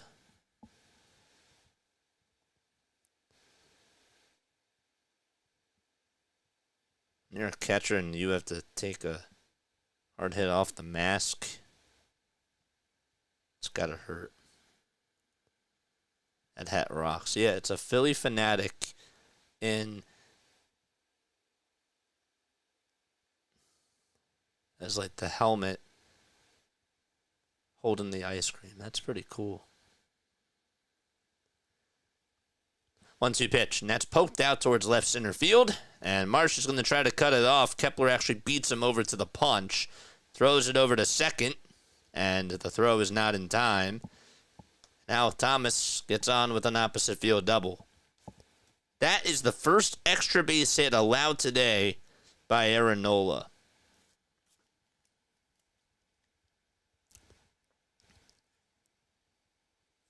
Kepler made a really nice throw, but he got to the ball a little bit late. I can't believe Marsh actually lost that race just to get over to the ball. Here's Geraldo Perdomo. Batting on the left side, he's a switch hitter. Takes the first pitch high, and he tried to dodge out of the way of it, and yet the umpire called it a strike.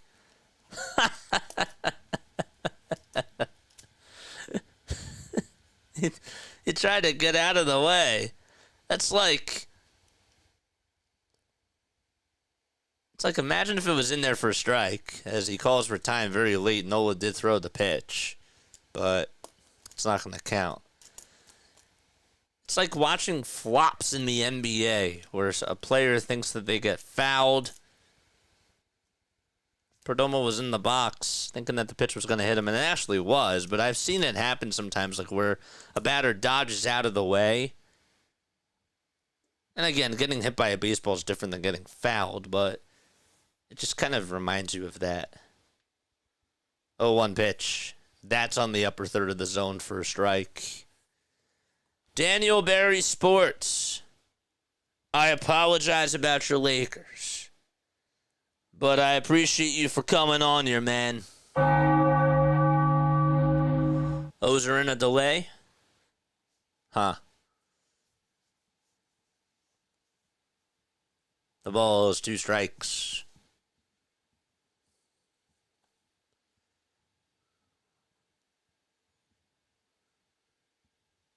Five seconds left on the pitch clock. There's the 0-2, and it's on the outside corner for a called strike 3. Send him down 8 batters, baby.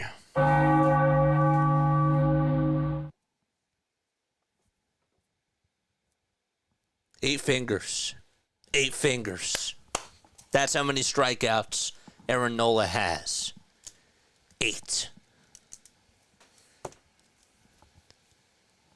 The pitch. Here it comes. That's in there for a strike. Corbin Carroll has been a strikeout victim. Has actually struck out twice. 2 outs. 0-1 is the count. 8 is great. 2, 4, 6, 8. Who do we appreciate? Aaron Nola, baby. Let's go.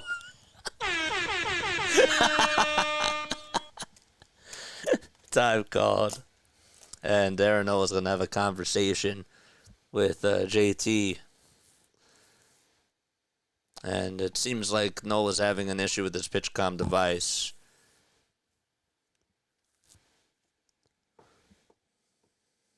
He did give us the finger. I did.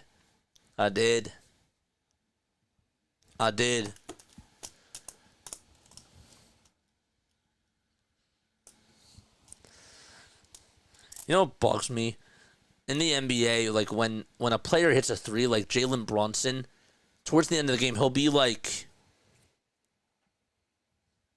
you know, like he'll count it. I'm like, dude, okay, it's okay. You don't have to count. Like, we know you just hit a 3. The ball is 1 strike, and the pitch to Carroll, it hits him right square on the knee. Oh, that's got to leave a mark. Hit him on the back knee, too. It was the left one. It wasn't the right. He's a left-handed hitter. Got him square in the cap. And Corbin is going to try to run it out. He is over at first base. The trainer was out there for a sec.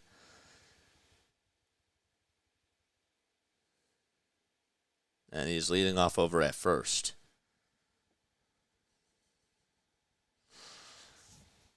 Two runners on, 2 outs. And here's Ketel Marte hitting on the left side. And takes the first pitch high. Now that pitch was high, but the one that was delivered to Geraldo Perdomo was not high. Through 3-3 step. What's up? 1-0 pitch. Swing and a miss. 92 pitches for Nola. This will probably, I assume, be his last batter. He stares back at second. And back to home. And the 1-1 is a foul ball again. 220 people tuning on in. Hit the thumbs up button. Hit the subscribe button. And make sure that you turn on those bell icons, folks.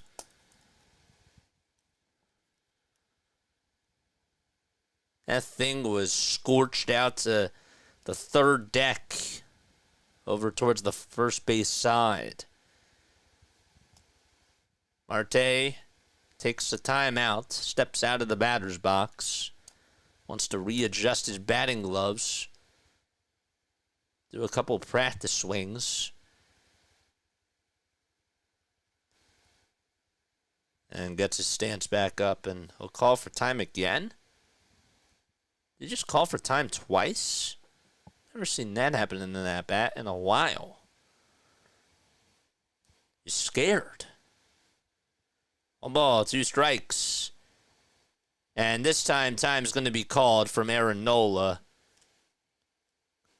And something, again, is wrong with the pitch comm device. And he says, I can't do it. I can't do it. We'll do it live. He gets another piece of a pitch comm device. He's like, I can't do it. I can't.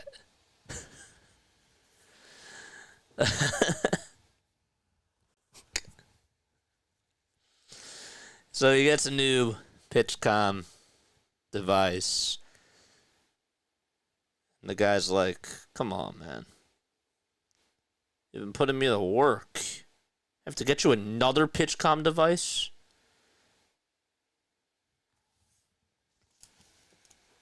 And he gives him the thumbs up. Okay. 1 ball, 2 strikes. 5 seconds left on the pitch clock. And the 1-2 pitch misses inside for a ball. We'll do it live. Dude, you don't, like, I'm sorry, like, we don't, do we even need the pitch comm devices? I would actually like to be educated. Because it's supposed to help you communicate. 2-2 pitch. And there's a line drive played on a bounce by Trey Turner. He was perfectly shifted up the middle. Took a bounce, threw it over to first from one knee, and it's in time for out number 3. Aaron Nola gets a standing ovation from Phillies Nation, and we're going to the bottom of the 5th. It's 7-0 Phils. Got to go back to fingers. 3 means nasty curve, says Midnight Mickey. I'm with you. I'm with you. I don't understand. It's supposed to make things easier, but yet it just seems like every game, and it's not just for the Phillies, it's for other teams too, that they just have these problems. I do not recognize this team, honestly, says Hardcore.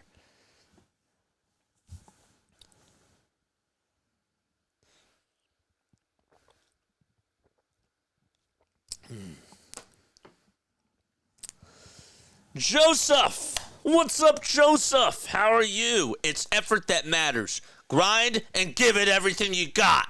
We'll back you if you do that. Showboat and a quitter when it gets tough equals NFL not for long. We will support you if you guys give us something to cheer about. And if you don't, we will boo you. If you want to crown them, crown them. But they are who we thought they were. And we let them off the hook. Emotional damage. I can't do it. I thought that was like the perfect way to do it. Because Nola called for time a couple of times. I thought that Marte called for time the second time. Marte called for time first. And then he got back in the box. There were 3 seconds left. And then Nola was the one who called for time. And then when the pitch clock went back down to 2, he was like, I can't do it. He shakes his head. So I was like, I can't do it. JJ, has there ever been an immaculate inning in the postseason? I'm sure that there has. Here's JT, and the first pitch that he sees, he fouls it back towards the screen. I'm sure he has. It's a simple game. Why do they try so hard to complicate things? Well, that's easier said than done. Sometimes I complicate things, even in my profession. But with the way that they do it all the time, you make a valid point. I'm not saying that your point's not valid. Just had to think about it for a second. 0-2 is the count to JT. Here's the pitch to JT. It's a foul ball. That second pitch, by the way, was not a ball, or was not a strike. It should have been called a ball. Playoffs? We're talking about the playoffs?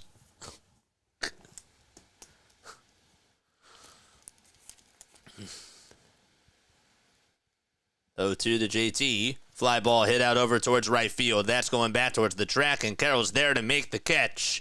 He had to turn around For a second, he caught it, got the glove on it, put it right by his hat, and was able to catch it, and then the wall was right behind him. You play to win the game. Not a game, not a game. We're talking about practice.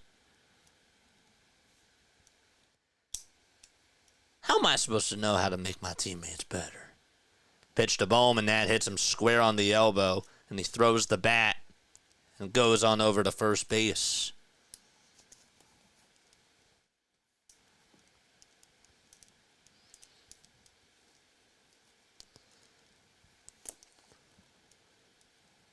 And right on the elbow guard. Oof. That's right, we're talking about playoffs, Kevin Hart. 206 people on here watching. 206 baseball and Philly freaks, baby. Let's go.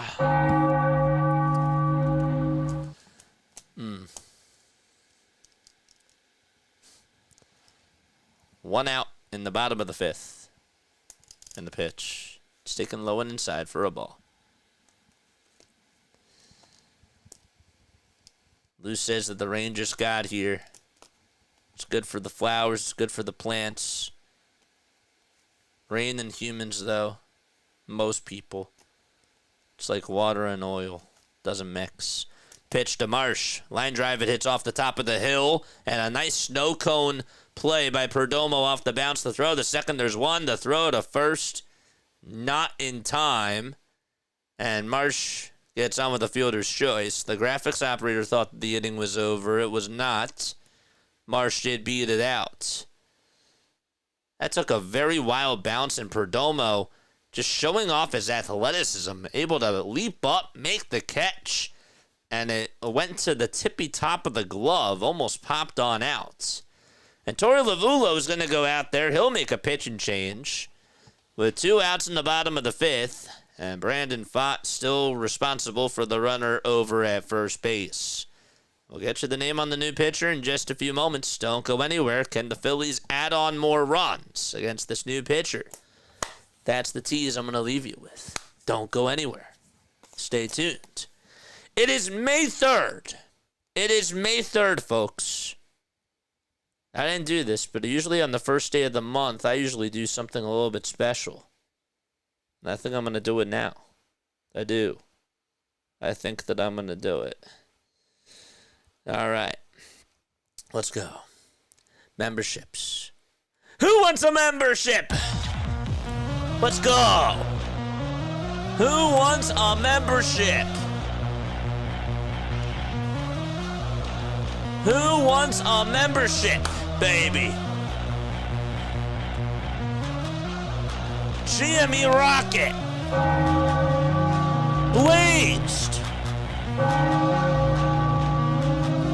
Bareface Studios. M. Stone. And Static Extract. All just became members of Play by Play with JJ. Let's go! Let's go, baby! Moosey wanted the membership. I'm sorry. Sorry, Moosey. I'm really sorry. Aww. It's okay, but you can get one maybe the next time, Moosey. Jose Castillo's going to pitch. And he will be the new guy that comes on in for Brandon Pfaadt. If you're over on the vertical stream, appreciate you all for being on here. The pitch to Bryson Stott. It's high and inside for a ball.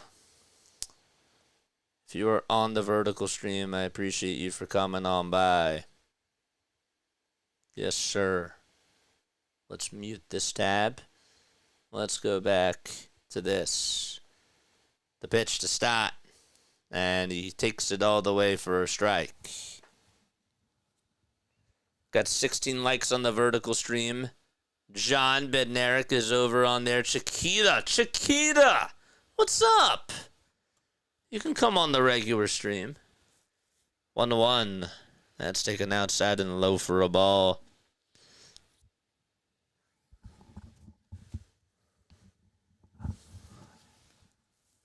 Castillo on the mound. Gets set at the belt. And the 2-1 to start, swing and a miss. Got down on one knee and missed the baseball by a mile.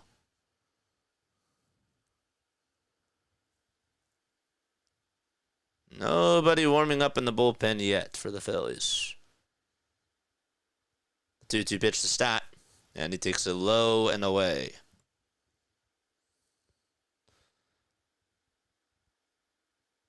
The first 4 hitters today for the Diamondbacks are 0 for 8 against Nola with 5 strikeouts and 1 walk. 3-2 the start. Fly ball hit out over towards center field. It's going to drop in for a base hit. Looked like Thomas was playing him deep. Marsh round second, goes over to third, and Bryson Stott gets his first hit of the ball game. And Trey Turner is coming on up to the plate, folks. Okay, let's go. Rally time. Bring out your popcorn. Get the popcorn out. The popcorn's popping, baby. Charge! Here comes Trey Turner. Castillo pitching. Gets set just above the belt. Kicks, fires, and Turner grounds this one over to shortstop. Perdomo has time, throws it over to first, and the inning is over. So no runs, 2 men left for the Phillies. And we're going to the top of the 6th. 7-0 Philadelphia.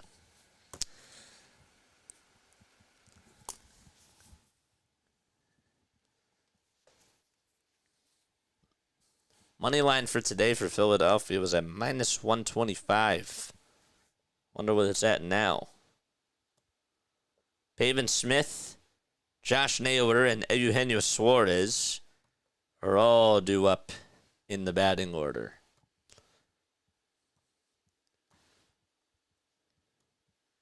Ouchie. Let's go. You get a free 30-day trial, but it's $29.99 each additional month. That is how you turn off the freaks. That's how you turn everybody off. But it's $2.99 a month, folks. If you guys want to become a member, it's $2.99 a month. That's all it is. We must lead Major League Baseball in double plays. That was not a double play, but yes, we do. Alec Bowman, JT, they keep switching for whoever takes the lead. Where did Larry go? Did Larry leave us? -1,500. Correction, says Ronald.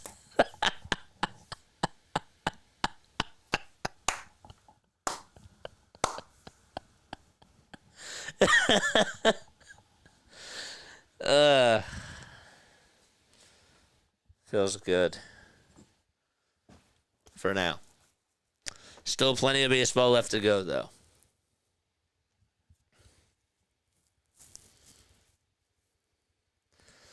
Phillies have put up 10 hits today in 5 innings. Aaron Nola is going back out there for the 6th.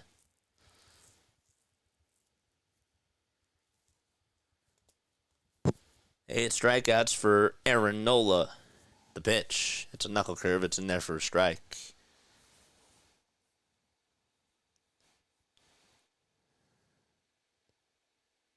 He's not missing his spots at all. That's the crazy thing. Here's the 0-1. And that was just a little bit inside, but Smith bought at it anyways. Read the fine print. I had to do JJ's laundry after 30 days. Says Statler.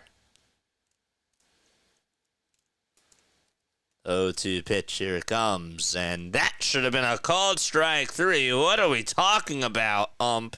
What are we talking about? That hit the top third of the zone. What are we talking about? 1 ball, 2 strikes. The pitch from Nola. Ground ball hit over to first. Harper has it, flips it back over to Nola, who covers the bag. And that could have been the 9th strikeout for Nola, but, however, there is 1 out in the inning.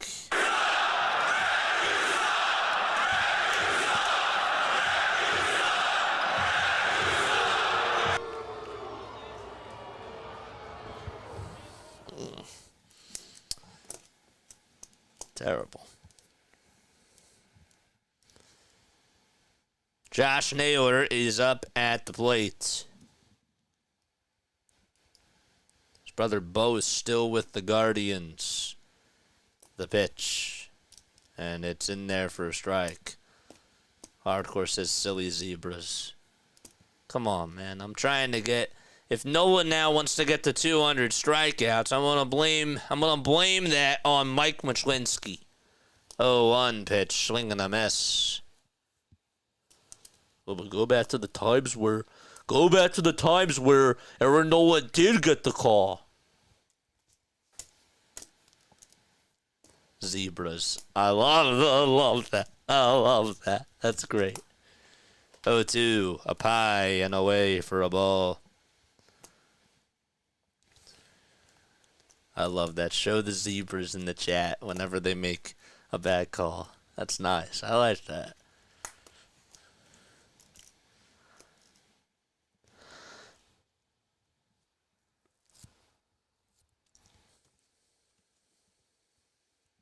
Under 2 pitches for Aaron Nola. 5 seconds left on the pitch clock. And the 1-2. And it jams Naylor, but he gets a piece of it. We got 210 people tuning on in. If you have not done so, hit the thumbs up button and subscribe to the channel, folks.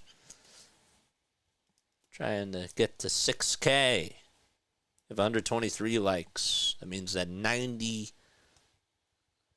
roughly 90 of you have not hit the thumbs up button. 89 now because we have 211 on here. Here's the 1-2 pitch. There's a roller. Hit over towards the right side. Stott has it. Gobbles it up. Throws it over to first. And it's in time for the second out.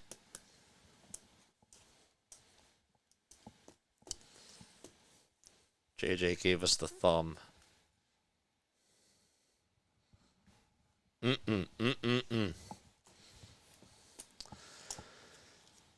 gone in the top of the 6th. How's the derby going? Eugenio Suarez will get a crack at it. Black batting gloves. Steps on in towards the right side of the box.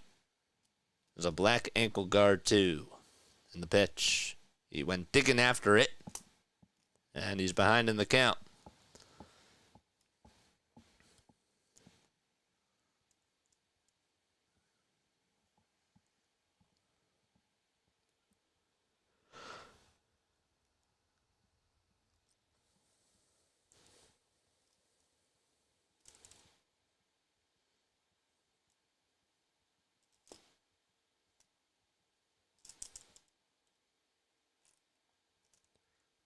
Pitch is taken down for a ball. And pitch number 2 of this sequence is swung on and missed.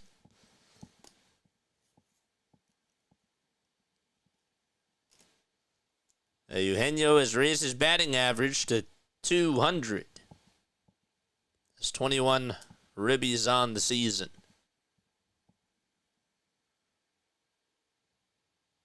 The 1-1. And he does not get the call there either. It's on the outer third of the zone. What are we talking about?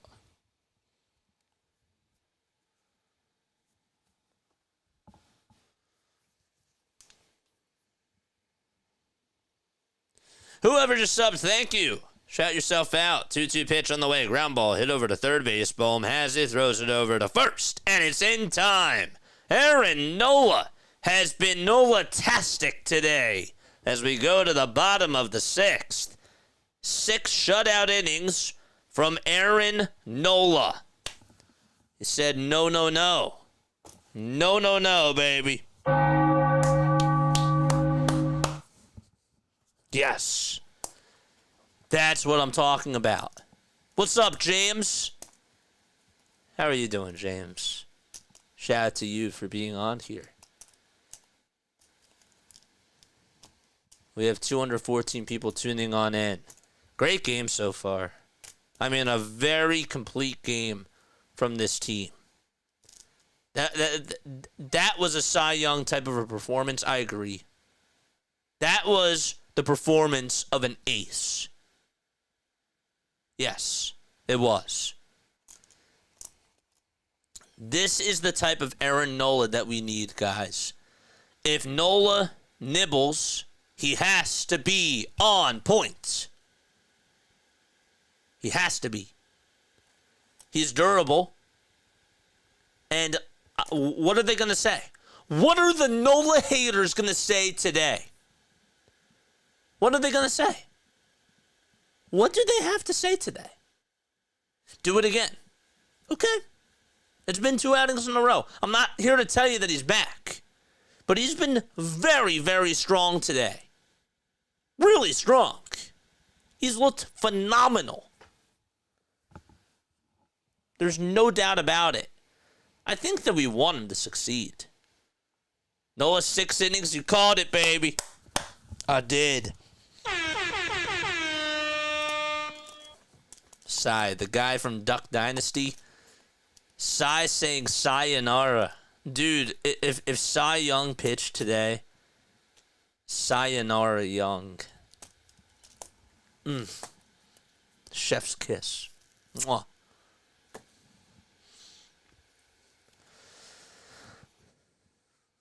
There's some cool names. Of course we do, Sis DMV. Yeah, we all want him to succeed. But this was a great outing. Here's Bryce Harper in the first pitch. He gets on top of it, grounds it over to first. Naylor has it, tags the bag. It was an awkward tag. He tagged it with his left foot, but was at an awkward angle. I think he lost his footing for a second and was just able to get the heel on top of the base, but weird. Is that the chef's kiss emote? Really? Huh. I like that. Carlos Hernandez is getting warmed up in the bullpen. And the pitch. It's just on the outside corner for a strike. Aaron Nola gets a pat on the back from Caleb Cotham. A little pat on the front from Rob Thompson. And some high fives from his teammates as he's in the dugout. 0-1 to Schwarber. And he bounces this one towards the right side. Second baseman Marte picks it up, throws it over to first, and 2 outs. Castillo still pitching. Phillies not being patient. They've lost their patience. 3 runs in the bottom of the second, 3 runs in the bottom of the third, and 1 in the bottom of the fourth. Excuse me. The windup and the pitch. That's a 95-mile-per-hour sinker. It's just below the belt for a strike. Casty waves the bat. Getting ready to swing. He's in the box. 0-1 offering. And Casty gets a piece of it and dribbles it over towards the third base side. It's a foul ball. Phillies won last night's opener of the series 3-2. They're 18-14. The ball's 2 strikes, 1 second left on the pitch clock, and a pitch clock violation is going to be called as Castillo didn't even start his windup, and it's a 1-2 count. Looks like I'll bite the bullet. Let me throw a good pitch here. The 1-2. Castellanos did not go. He thought about it. The pitch was high.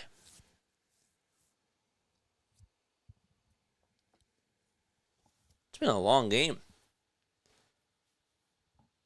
Castillo comes set, gets the signs, kicks, and fires, and the pitch is low and inside for ball 3. Decided to go with a slider there.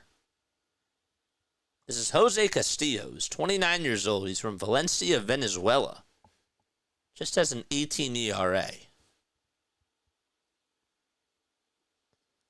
3-2 pitch. That's rolled over towards the left side. Perdomo picks it up and throws it over to first with the left hand.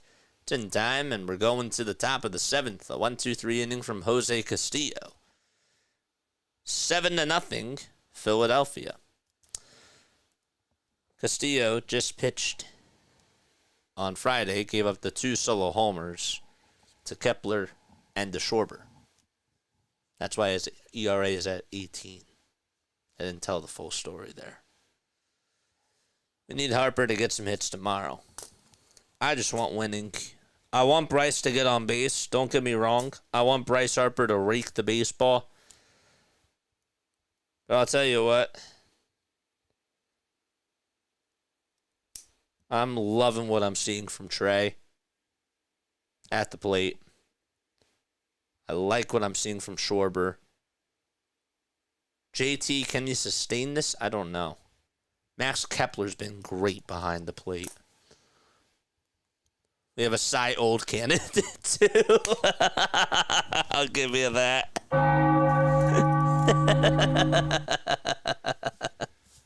A Cy Old candidate. That's funny. I've never heard of that before. That's so stupid. But it's catchy.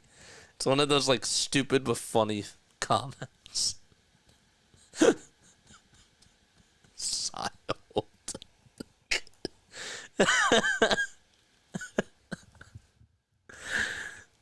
So if Justin Verlander wins the Cy Young Award, it's gonna be called the Cy Young Award.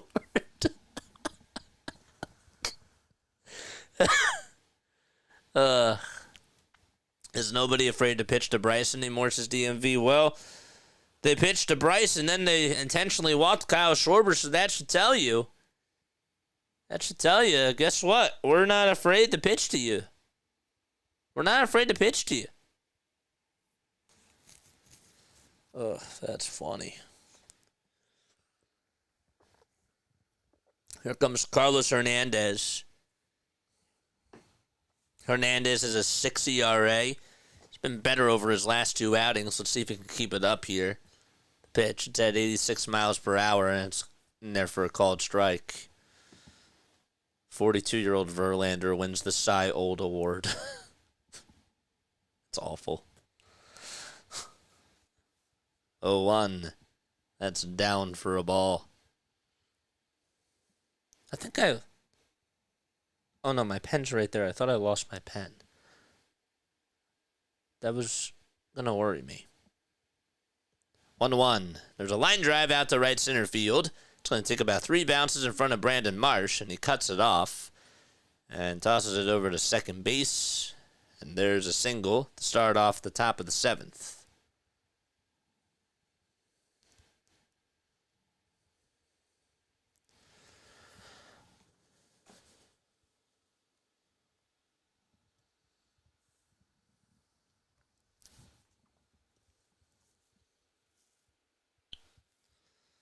Lourdes Gurriel Jr.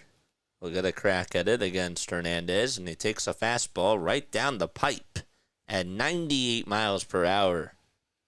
I'm shocked that Gurriel didn't capitalize on that. Gurriel started off very hot this year.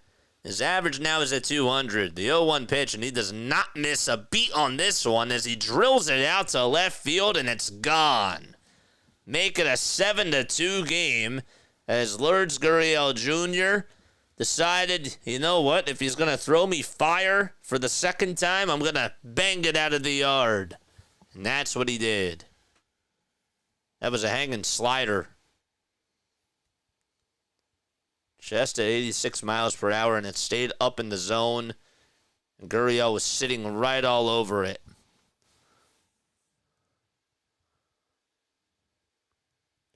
Joe, prayers, man. I appreciate you all. Thanks again, JJ. I will keep you updated. Please, that is awful. Please send prayers to her and let her know that we all love you. We all love you guys, man. The ball is 1 strike. Here's the pitch. Swing and a miss.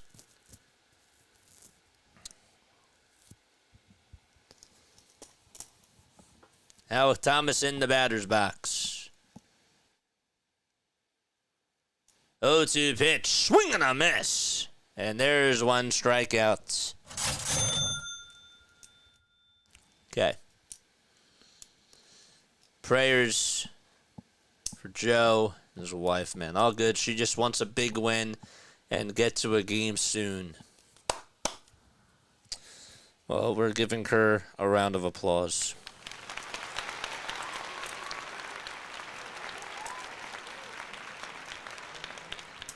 Send her hugs. Pitch, there's a foul ball. Probably go away and we allow a 2-run homer. Well, don't go away, David. Stay.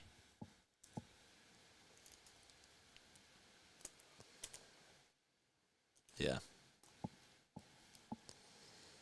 The ball is 1 strike. Perdomo steps up to the plate. We're in the top of the 7th inning. There's 1 out. Hernandez comes set at the belt. And the 0-1 swing and a miss. Pitch was at 98 miles per hour. Don't forget to like and don't forget to subscribe to the channel, folks. 0-2 is the count to Perdomo. The windup and the pitch. Another foul ball. That goes behind the plate.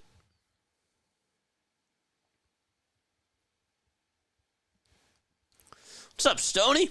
What's up, Steve? 0-2 pitch. Check swing. Did he go? They say no, and that pitch, even though he didn't go, I thought maybe he did. Nonetheless, that was a strike. That was a strike. 1-2 is popped up. And Bohm gets called off by Turner, who's on the infield grass, and makes the squeeze for out number 2. This community is freaking awesome. Thanks for the prayers and thoughts. See you all soon. Mwah. We love you. Love you, man. We love you guys. Right? 2 outs. And Corbin Carroll is the next batter. Hitting on the left side. Tries to get out of the way of the fastball that came running inside at 98. Only have so much time to react. Hernandez gets set at the belt, winds up and fires, and that hits the foot of Corbin Carroll as he fouled it off. He fouled it off of his foot. Probably didn't do a good job phrasing that.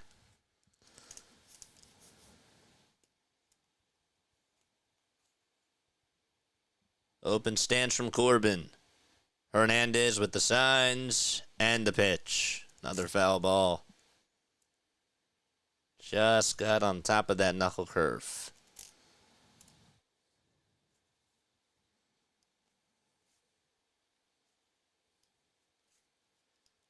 Five seconds left on the pitch clock. And there's the 1-2 to Carroll. Outside. Decided to go with a splitter. Hasn't thrown that pitch a lot this year.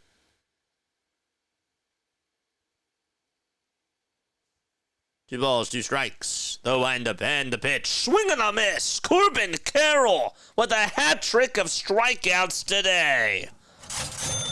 And we're going to the bottom of the 7th. A punch out from Carlos Hernandez. He does give up a 2-run homer to Lourdes Gurriel Jr., but other than that, no more damage. It's time to stretch out at Citizens Bank Park. Wow. You called it, DMV. DMV, he needs a new license. You got to call him on into his office. Be like, man, Corbin, sit down. You're in trouble.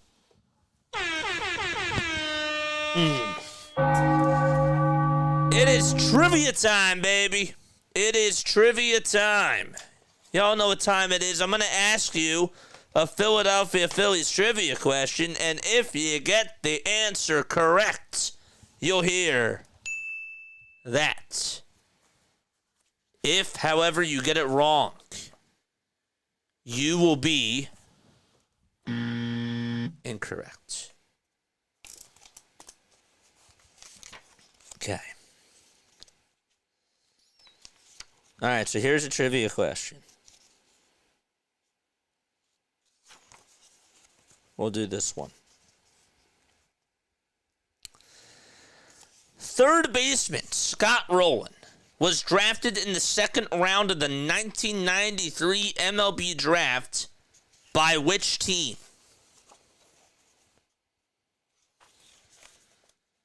Which team drafted Scott Rowland?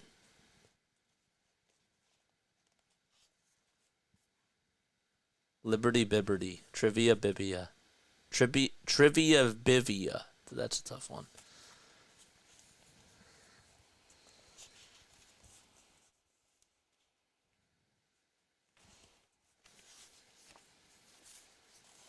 The Cards. The Phils. Larry, where'd you go? We've been missing you. He's like, I have to make it back in time for trivia. Phillies is correct. It was a trick question. It was a trick question. He was drafted by the Phillies. Yes. That is correct.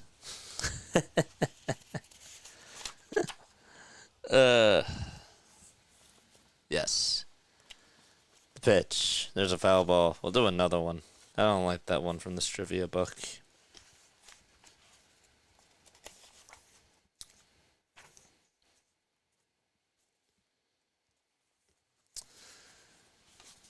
You tricky.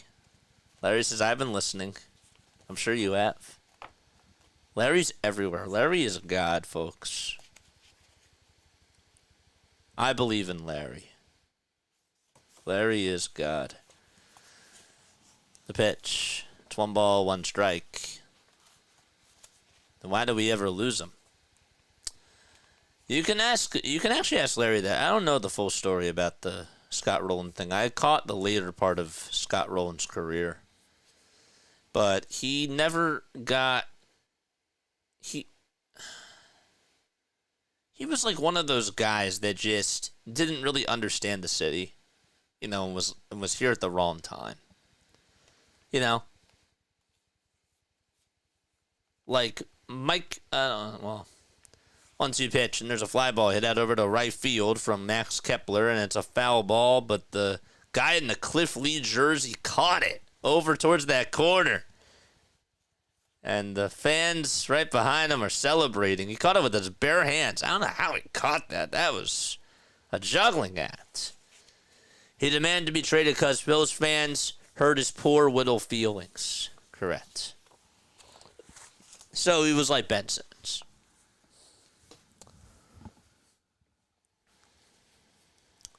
One, two. That's outside and high for a ball. I stopped praying to God because I found Larry, folks. Larry is God.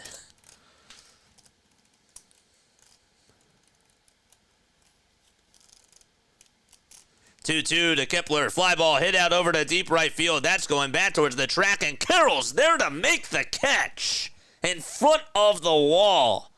Corbin Carroll covering a lot of ground out in right field.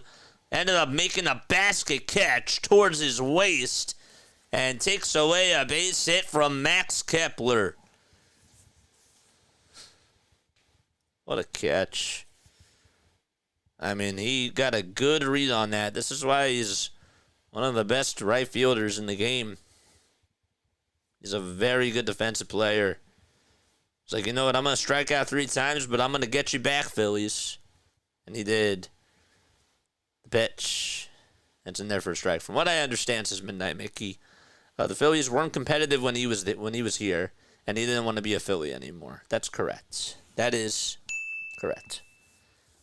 0-1. Foul ball.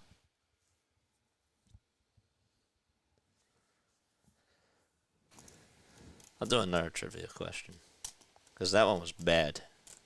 I finally found my Phillies trivia book. 0-2 pitch. Outside for a ball.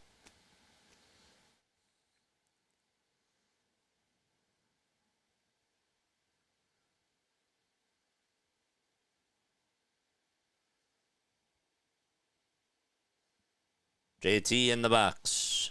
1 ball, 2 strikes. The pitch, it's a slider that's lifted out over towards center field. But Thomas will track it down right in front of the track, and he'll squeeze it for the second out. He had to run towards his right side. And after taking about 6 steps, caught it.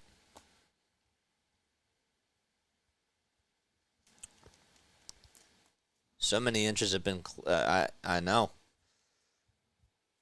He's swinging the bat well. Here comes Bohm. And he takes a slider in the dirt. And Marino tosses it back over towards the visitor's dugout. Asks for a new baseball from Machlinski. And he's like, well, your wish is my command. There you go.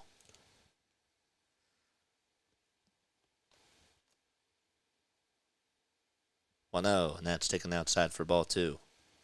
Did I just call Mike Machlinski a genie? What is with me tonight? 2-0 pitch to Bohm. Fly ball hit out over towards deep center field. That's going back over towards the track, and Thomas makes the catch. Almost misjudged it. And we're going to the top of the 8th inning. Bohm hit it to the deepest part of the ballpark. And it's time to go to the top of the 8th. Marte, Smith, and Naylor due up in the order. Did Roland win any World Series with the Cardinals? Nope.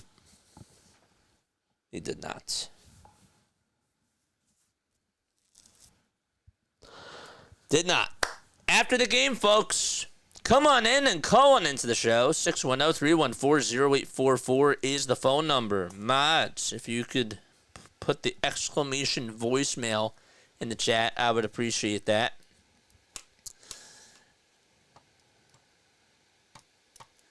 Larry is angry. Larry is mad. Roland is no better than JD Drew. I got no time for either of them, and neither should you.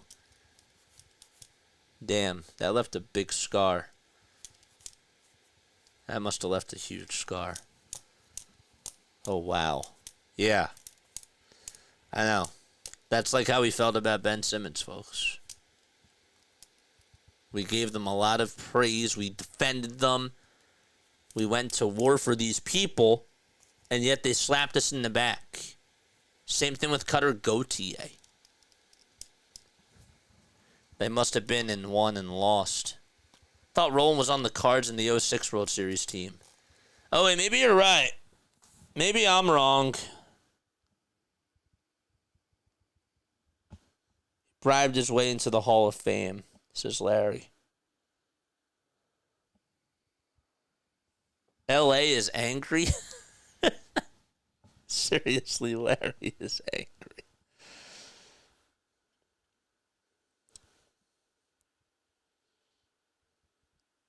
He was a world champion in 06. I forgot. See, I forgot that they won in 06. That's when I started watching, but I didn't care after the Phillies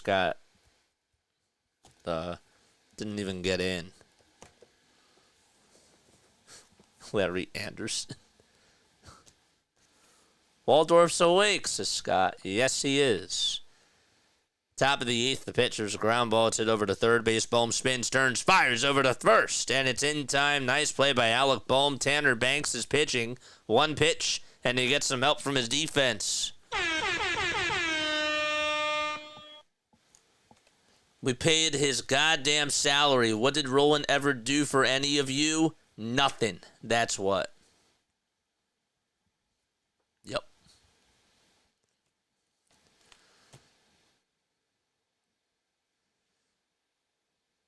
Thank goodness I didn't watch during those times, because that would have been so frustrating. Not saying that we haven't watched bad baseball, because we have. I've watched some bad years, but that was just yeah. Larry does not like him. I've been listening. My blood wasn't boiling before, but now it is. I'm sorry. I didn't mean to do that. Just from that one trivia question. 0-1 pitch. It's taken for a called strike. Oh, this is the actual caps. Dude, those are so sick. That's the actual ice cream cone helmet. Oh, that's so cool. Dude, if I ever get ice cream there, I gotta bring that home with me. I gotta bring the helmet home. That is so cool. It's a Fanatic green rim as the helmet. And it has the Fanatic eyes on it. Their marketing team is great. 2-1, ground ball, hit over towards second base. Stott picks it up, throws it over to first. And there's out number 2. What's messed up is that the Phillies thought about getting Rowan back when we got good in the Utley, Howard, Rollins era. I do remember that, and Rowan acted like we were still trash. He can pound sand. Yeah, it sounds like him. It sounds like him and I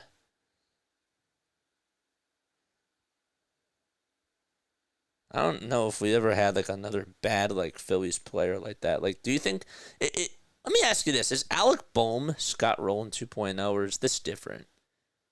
Is this just like immaturity?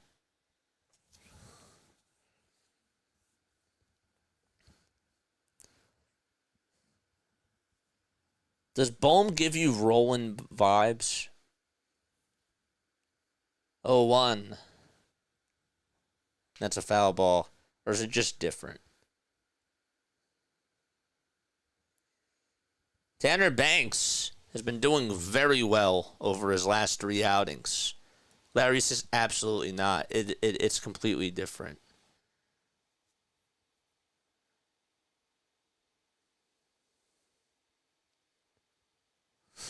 He did. He did that the other day too, Sema Fox. He did it the other day. This wasn't his first rodeo right in GD.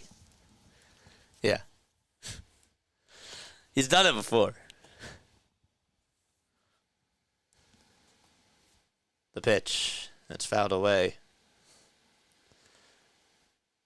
I can get used to these games having a comfortable lead where we can complain about old times. Isn't it great?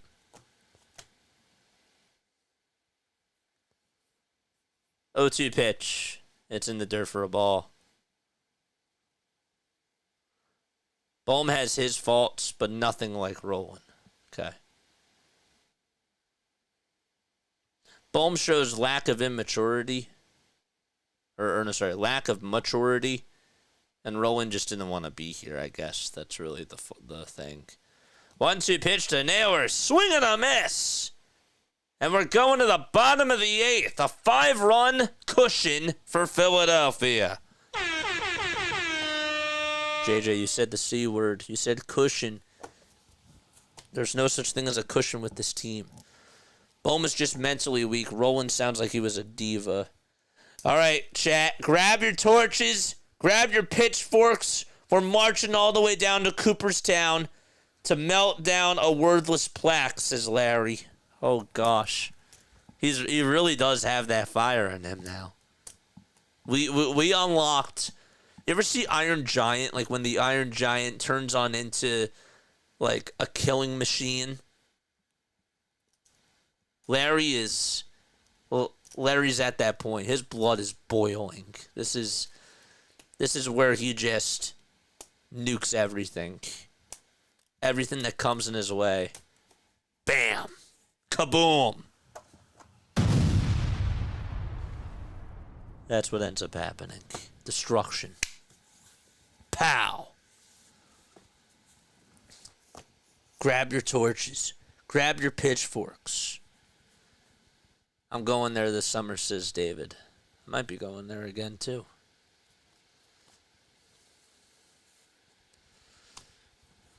Where's those pitchforks at, folks? You know what? I'll tell you this. If we lose in the playoffs in the first round again to the Mets, we are grabbing our pitchforks and we are going to Philadelphia to demand for change. Just kidding. I probably shouldn't say that on here. But, yeah. Lonnie won 3 World Series, 80, of course, 82 Cardinals, and 85 with Kansas City. Pitch on the way, and Perdomo makes a diving catch off of Brandon Marsh. How did he catch that? Did he catch it? They just came back. Oh, it hit the ground first. It hit the ground first, and then Perdomo, they showed him diving, and from his knees he just ate it up. I thought he caught it. The pitch. And that's in there for a strike. Steven Fox says he really doesn't like him. Yeah. Larry's out for blood, folks. 0-1. That's outside and low for a ball. All right, so Marsh is safe. So he's safe. He's over at first. Let's refocus. 1 ball, 1 strike to Bryson Stott.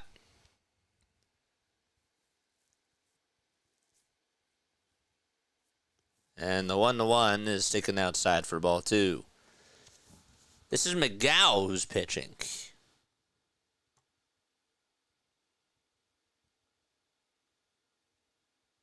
Scott McGow, 35 years old, from Monroeville, Pennsylvania. Here's the 2-1. It's at the knees for strike 2. All right, chat, let's go. Let's go.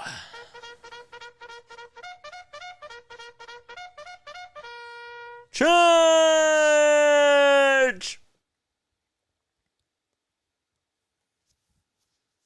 Lonnie Smith was a good luck charm. Championships everywhere he went. So he's like Will Smith.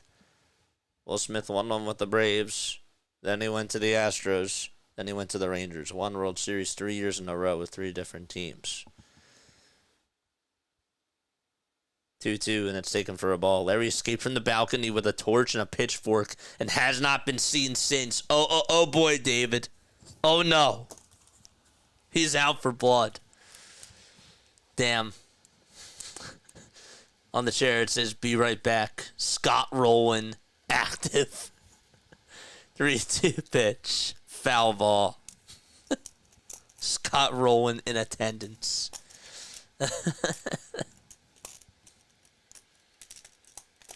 This one's for my childhood. No, I'm kidding.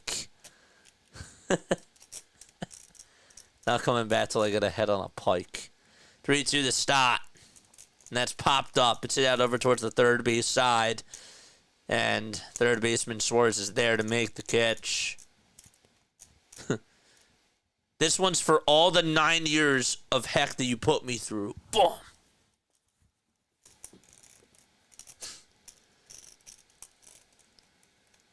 This one was for that time where you struck out with bases loaded.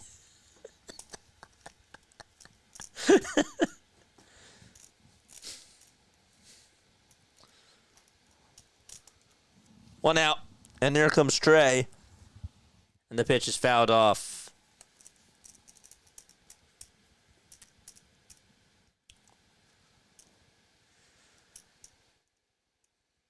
Trey, 2 for 4 tonight with a single, a double, and a run scored. Next pitch is taken for strike 2.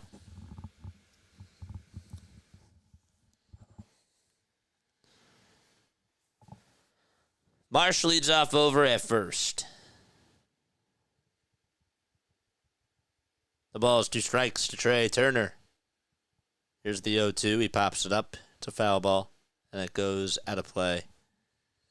He's just lucky that I was 1,200 miles from Philly when they put him on the Wall of Fame. Now I know how to get to Larry.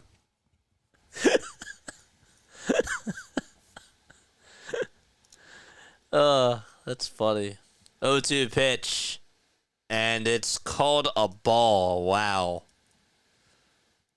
Rowan feels like the type of person that didn't tip and stiffed his waitress.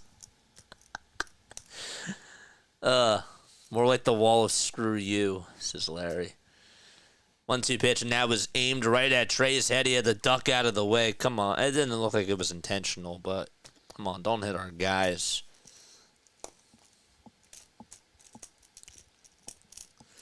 Come on, Phillies, get this game over with so I can go back to my crazy movie I'm watching. What crazy movie?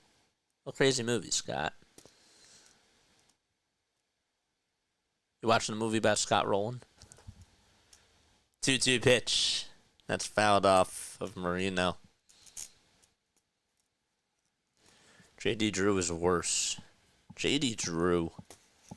I remember his later years with the Red Sox. Steven Drew, I also remember. That was his brother. I remember that. 2-2. And it sails away for ball 3. Terrifier 2. That sounds good, actually.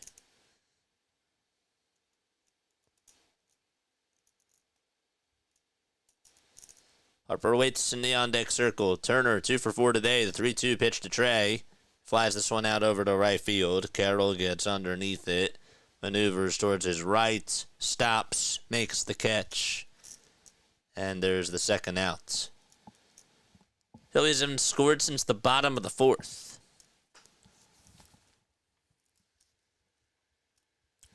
Scott Pilgrim versus Scott Rowland.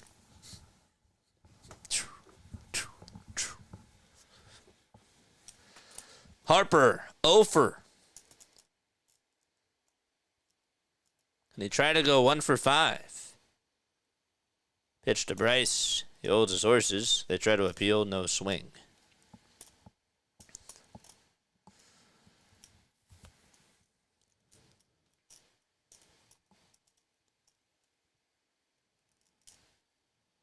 The human centipede.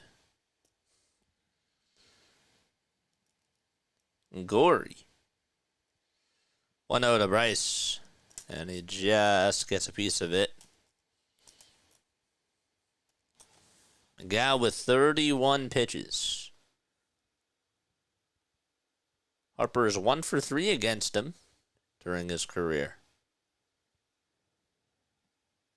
10 seconds left on the pitch clock for Bryce Harper. 1 ball, 1 strike, 5 seconds left on the pitch clock. The 1-1 bounces in dirt right in front of Gabriel Marino. That's a 2-1 count.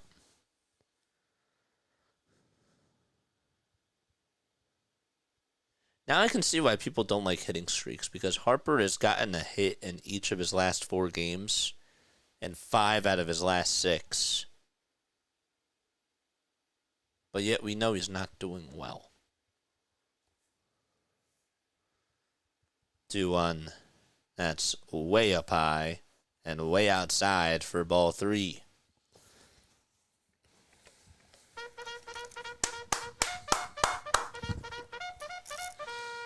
Charge!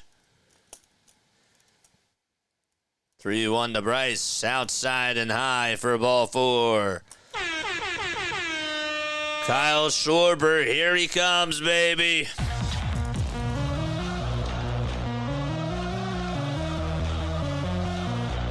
Here comes Schwarber.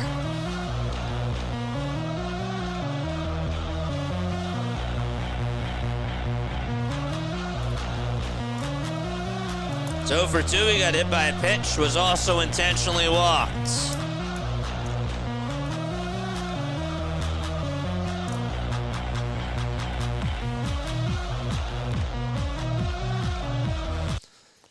All right. 2 outs, 2 runners on. The pitch to Kyle. It's up high for a ball. Feel like scary movies, watch the Phillies, because they'll scare you every night that they play. If you like horror movies, you'll like these. I don't know, is it as scary as the Phillies? 1 ball, no strikes. And Marino is going to have a conversation with McGow as he's been all over the map.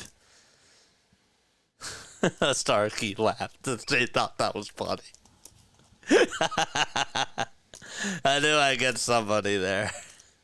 I knew it. I knew I would get somebody there. 1 ball, no strikes. Schwarber takes a step out of the box. Don't have to be afraid when he's up to bat. He usually comes through. No rain right now. The 1-0 to Kyle. Down for ball 2.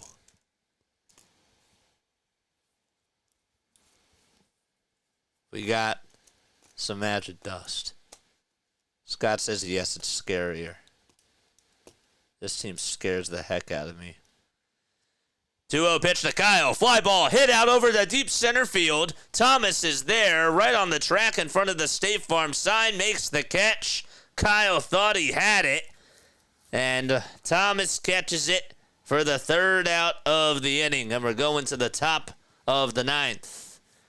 Man, your heart skipped a beat for a second. Because that was a good pitch to nuke into the night.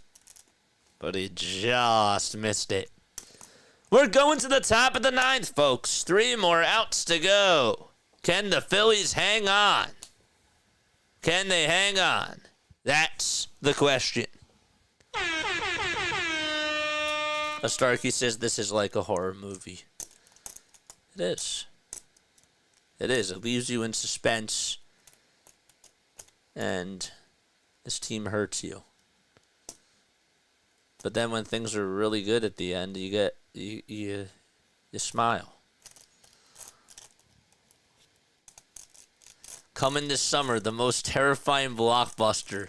Red October. You gotta say Red October. Phillies rated R. Isn't Red October also... Wait, Red October is a movie. Isn't that also a horror movie? So I guess you can't say... You have to say like Red October Phillies. Right? Red October movie. The Hunt for Red October. That's the movie. Tom Clancy? I didn't know that was a Tom Clancy thing. Tom Clancy also wrote Jack Ryan, didn't he? I think he did. The Hunt for Red October. The Schwarbs get 50 this year. I think so. I think he does. The Hunt for Red October is a political/military thriller. Blood Red October, the Phillies. Yeah, I like that. Phillies versus Nationals Game 1, April 29, 2025. Coming to a theater near you.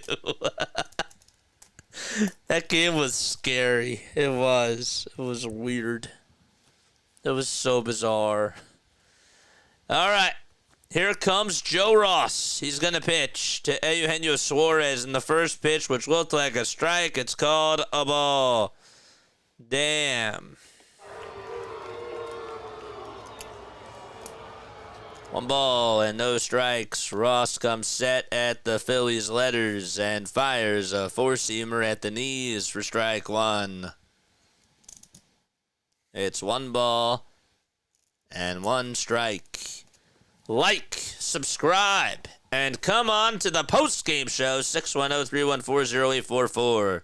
The 1-1 delivery fouled off the ankle of Eugenio Suarez, and he steps out of the box right onto home plate to try to catch himself, and then walks it off. Let's go, Phillies. Let's go, Phillies. 5 seconds left on the pitch clock, and here's the 1-2, and that is lasered foul over towards the tarp. Phillies should smear fake blood on their jerseys this fall. Halloween, we're back for revenge. Well, they might play on the World Series. If they make it to the World Series, maybe the World Series might be on Halloween. 1-2 pitch. Here it is. Line drive hit out to left field, and Kepler slides and makes the catch. A sinking line drive to Max Kepler, who gives out max effort. And there's 1 away. Let's go. At this rate, Kyle might get 60. You got to wait till June. It's not even June yet. That's when Kyle Schwarber rakes. Nice play by Kepler. One gone. Two more. And Joe Ross will face Gabriel Marino. The pitch. It's inside and high for a ball. Marino tonight 2 for 3. This game is about 3 hours old. The 1-0 pitch. And it's in there, painted perfectly on the plaque for strike one. Hey, Joe, what do you know? Come on, Joe. Want to give a go? Says DMV. 1-1 pitch. That was a fastball right down the middle, and Marino was late. And he fouled it off. Said, darn it, to put it politely.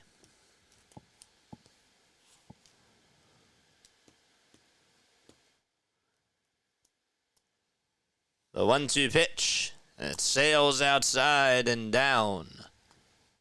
And Marino said, no, thank you.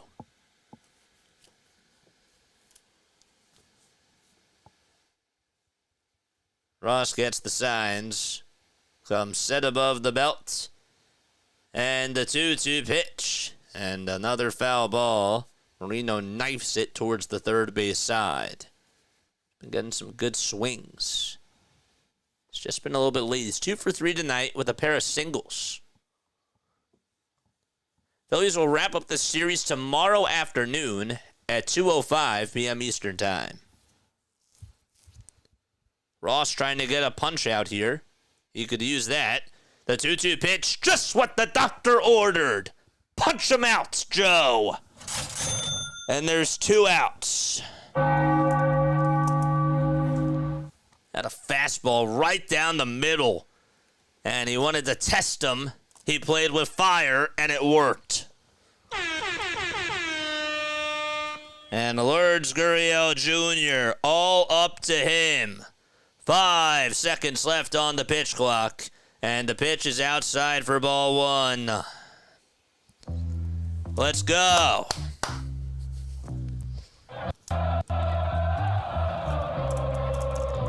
Rally towels in the chat. 1 more to go. The 1-0 pitch. Line drive, foul ball.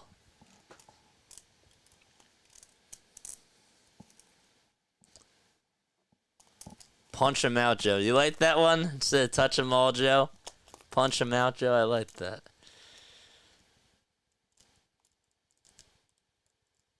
The 1-1 pitch to Gurriel. It's in there for strike 2. The Snakes down to their final strike.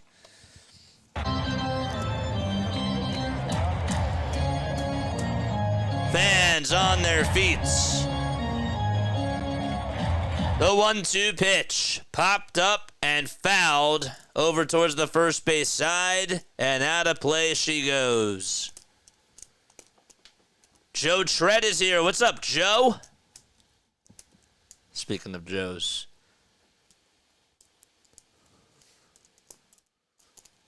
One ball, 2 strikes. Here comes the pitch from Ross, and Gurriel Jr. stays alive. He's been fighting, scratching, and clawing in this at-bat. There's a little girl that's jumping up and down, saying, come on, let's get the game over with. And Gurriel Jr. says, hold up, let me call for time.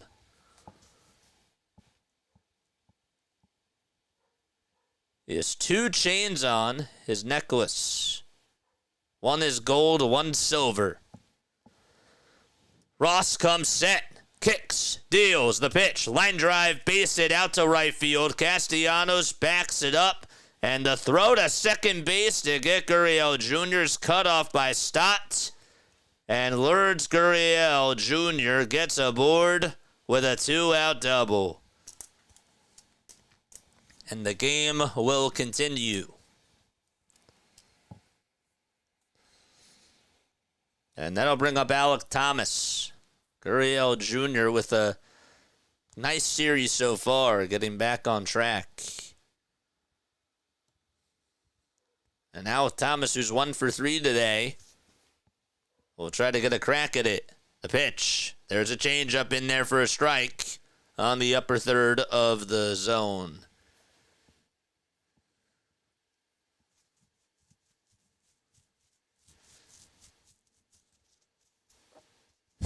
Too many Joes.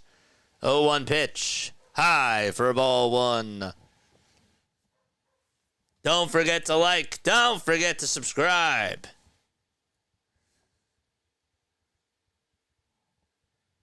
Got a postgame show after this too, folks. Here's the 1-1 pitch to Thomas. Swing and a miss. Again, Arizona down to its final strike. Day-o. Day-o. And time called by Alek Thomas.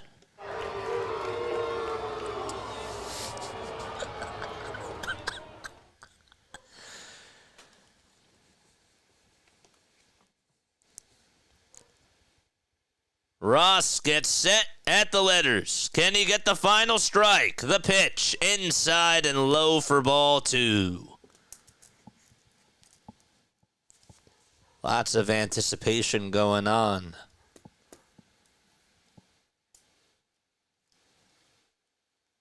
We got the jitters. We got the butterflies. And we get the strikeout. The 2-2 pitch. Check swing. He went around. JT's going to toss it over to first. And good night, Arizona. The Phillies win 7-2 and take the series against the Diamondbacks. They've won 6 out of their last 7 games and have been doing a very good job playing baseball as they win by a score of 7-2. Ring the bell. The Philadelphia Phillies win.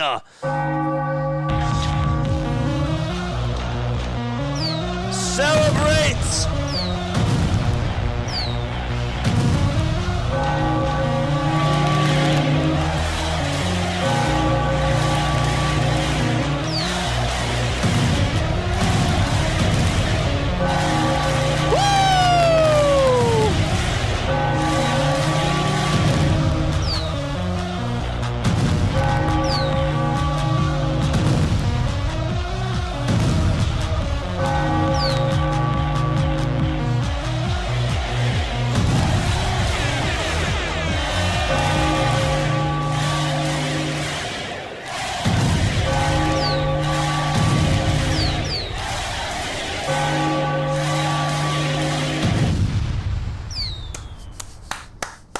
Let's go, baby. That is how you win a series. And you do it against those pesky, those awful, those disgusting Arizona Diamondbacks. Those sizzling snakes. Oh, man. Feels good to get a win like that. Feels good. A lot of stuff has to be done. But, man, I'm happy. They're playing a lot better, and I'm happy it's starting to kind of look like they're starting to turn the page a little bit. Maybe I'm getting a little bit ahead of myself, but I'm at the point where I'm at the beach, and I'm starting to dip my toes in the water. Just starting to dip the toes in to the ocean, and it's nice. It's actually kind of nice. All right, I got a post-game show. Come talk to me. Let me know how you guys feel about this game. 610-314-0844 is the phone number. Patricia says that's my Phillies, man. Go for the sweep. Let's see those brooms tomorrow, man. Let's get the brooms out tomorrow, baby. Got Ranger Suarez on the mound. It'll be cool to see him back out there. This was a great win by the Phillies. I don't want to underestimate this at all whatsoever as I just bit my tongue. Ow. That hurts. JT had a good swing. And I'm going to break this all down, okay? I don't want to give all of I don't want to spill everything. I don't want to spill the beans all yet. But, man, happy with Aaron Nola. Happy with Rob tonight, actually. I thought that this was the best game Rob managed because he didn't get in the way tonight. But, yeah, all right. Come on and come talk to me and feel the vibes with JJ. Don't go anywhere. I will be back on in 3 minutes, okay? Just 3 minutes. I got to get up. I got to stretch. And I want to hear your thoughts, all right? Be right back. Do not go anywhere. Don't change that dial. See you soon.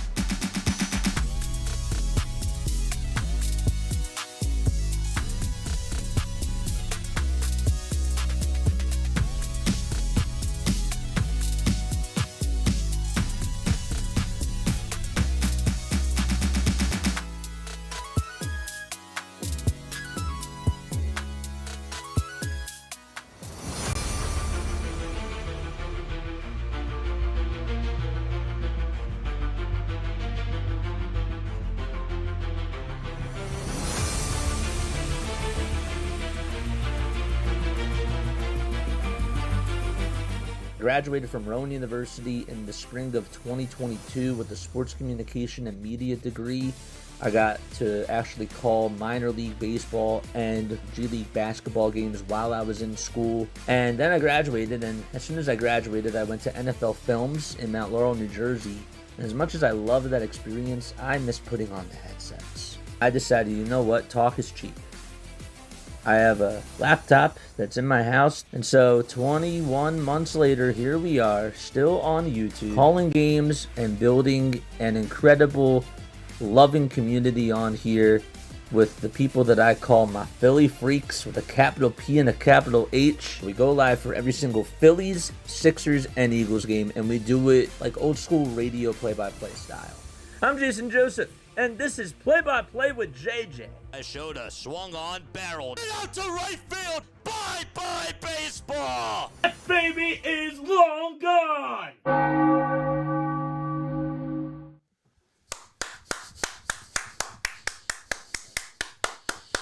There you go. That's how you do it. That's how you take care of business and you win a series against those snakes. That's what I'm talking about. Just had to get that out. Hit the thumbs up button. Hit the subscribe button as well. Welcome on into the Phillies postgame show where we break down everything that went on in this baseball game. And there were some really nice things that happened today, and I'm going to talk all about it. Make sure you hit the thumbs up button, though, first. Hit that subscribe button as well. And turn on those notification bell icons, too. And that way you will know when we do go live. Yeah, a lot of good things tonight, really. Like, I can't really say a lot of bad things. I mean, I'm still going to harp on Bryce Harper not hitting, but other than that, everybody else I thought did something good today. I thought that even Brandon Marsh returns from an injury. He was struggling down in AAA. To his credit, though, got an RBI double and also got on with an infield single as well. Now, he did have a little mistake in center field, but I'm not gonna go there today. I thought Brandon Marsh looked like he was actually happy to be back up here. I thought Aaron Nola was fantastic today. Aaron Nola just absolutely dominated on the mound. He was super efficient with his fastball. His knuckle curve looked just like it did in spring training, and that was absolutely bleeping awesome. He is starting to turn it around, and I think that he's been finding a groove. He has just been so spot on with his pitches. It's not even funny. I'm watching Corbin Carroll. Just look at a four-seamer that catches the inside corner that looked like it was going to hook inside, and it just goes to the right, and it looked like it was a slider, but no, it was called a four-seamer. I'm like, dude, how do you have that movement? How are you able to, hook a pitch like that? That's insane. Again, when he misses, it's bad. But when he is on, oh, it's sexy. Oh, it's beautiful. Oh, it's awesome. And it just gets you so excited. It just does. It gets you excited. It gets the juices flowing, baby. Let's go. My man Aaron Nola, he is my... Congratulations on the first win for Nola.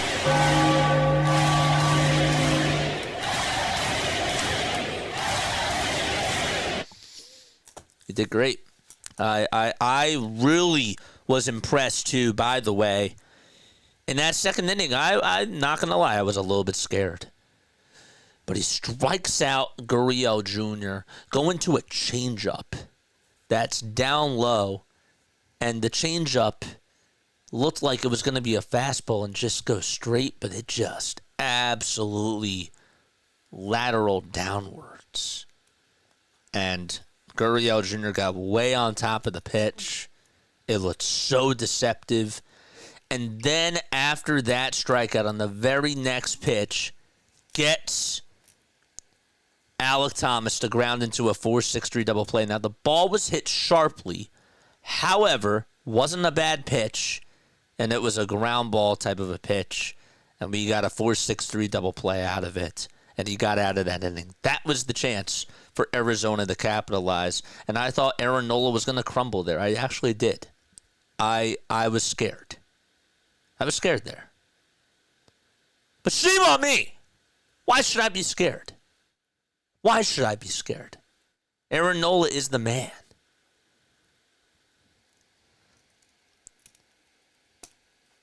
Just kidding. But anyhow, he pitched really well today. What else? What else did I like? JT? JT? Really, JT? That 3-run home run was awesome. This was his best game that he's had all season. Do it again, dude. Go out there tomorrow and do it again. Thought that his at-bats today were awesome. We took advantage of Brandon Pfaadt today. And after the first inning, I actually thought it's going to be a long day against Pfaadt. Because this guy has some good pitches. He's sort of like Aaron Nola, where he locates a lot of his pitches on the corners and just gets calls. In the second inning, there were a lot of pitches thrown over the middle of the plate that were missing its spots. And the Phillies, can I interest you in a 2-run homer from Max Kepler? Can I interest you in a double from JT and an RBI double by Brandon Marsh? Can I interest you in that? Because that's what the Phillies got. And even though they could have added more to the fire, they still ended up getting 3 runs home in that inning.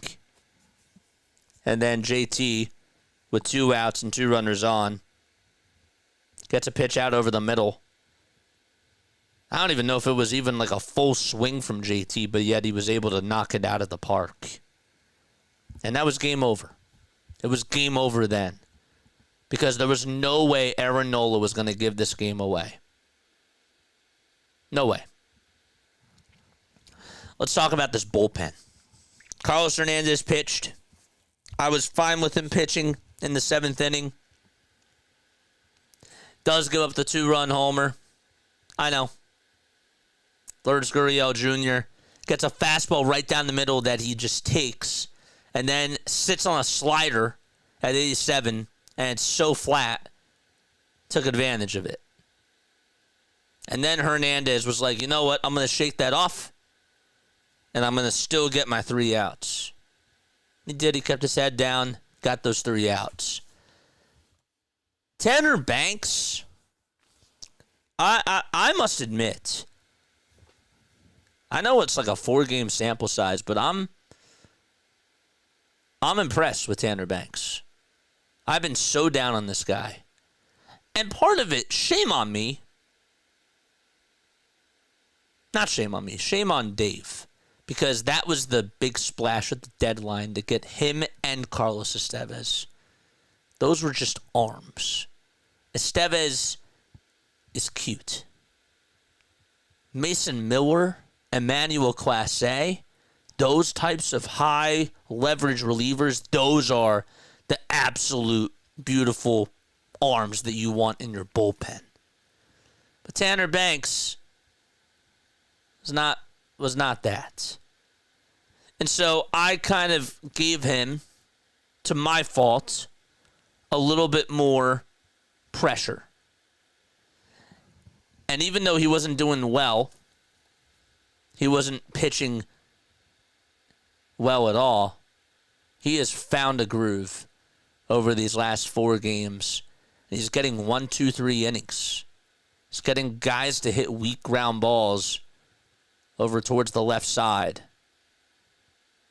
And I'm fine with him pitching in the 7th or even in the 8th inning.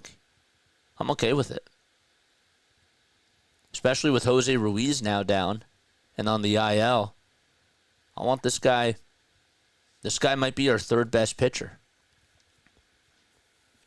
in our bullpen. So, didn't have to go to Orion tonight. Didn't have to go to Strom or Alvarado tonight. That was nice. That was very nice. You got to rest the bullpen. And if Ranger only goes like 5 innings tomorrow, you have them to rely on tomorrow. That's nice. It is great when you don't have to rely on your high leverage guys every single night, because the wear and tear that they're going to have to put up with, it's not good. It's not good for the longevity, because once you get into June, July, and August, not even September, you don't want them to burn out. You don't want them to lose their command. That was the one thing that worried me about Alvarado. And with some of these other pitchers. It helps when you have other nice pieces in the bullpen. So, our pitching has been really good. And our situational hitting today, when we had to come through, was clutch. That's all we needed. We needed those 7 runs, and the pitching, asking them to hold a 7-run lead didn't come back to bite us today. Kepler's on fire. I've been wrong about Max Kepler. I'll be one of the first people to say, I apologize, Dave.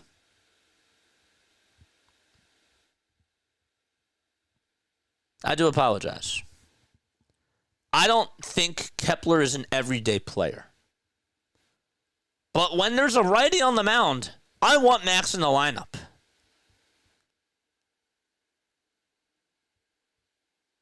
Kepler has gotten a hit in 10 of his last 12 games. And not only is he doing that, because I can look at Trey Turner's stats and say the same thing, but he's driving in runs, he's scoring runs, and he's also getting, he's hitting the balls. Even with the outs that he has, he's hitting line drives. If Trey is doing that, and Trey is starting to kind of do that now, where these little floppy hits, if you will, these little weak ground balls that just sneak on into center field, now they're starting to become line drives. Now they're starting to turn on into hard contact. That's what I want from Trey. That's what I demand from Trey. And I demand that from Bryce too. But I'm not going to be down today. Marsh, Kepler, and JT each went 2 for 4. And 6, 7, 8, and 9 won you this game. As well as Aaron Nola.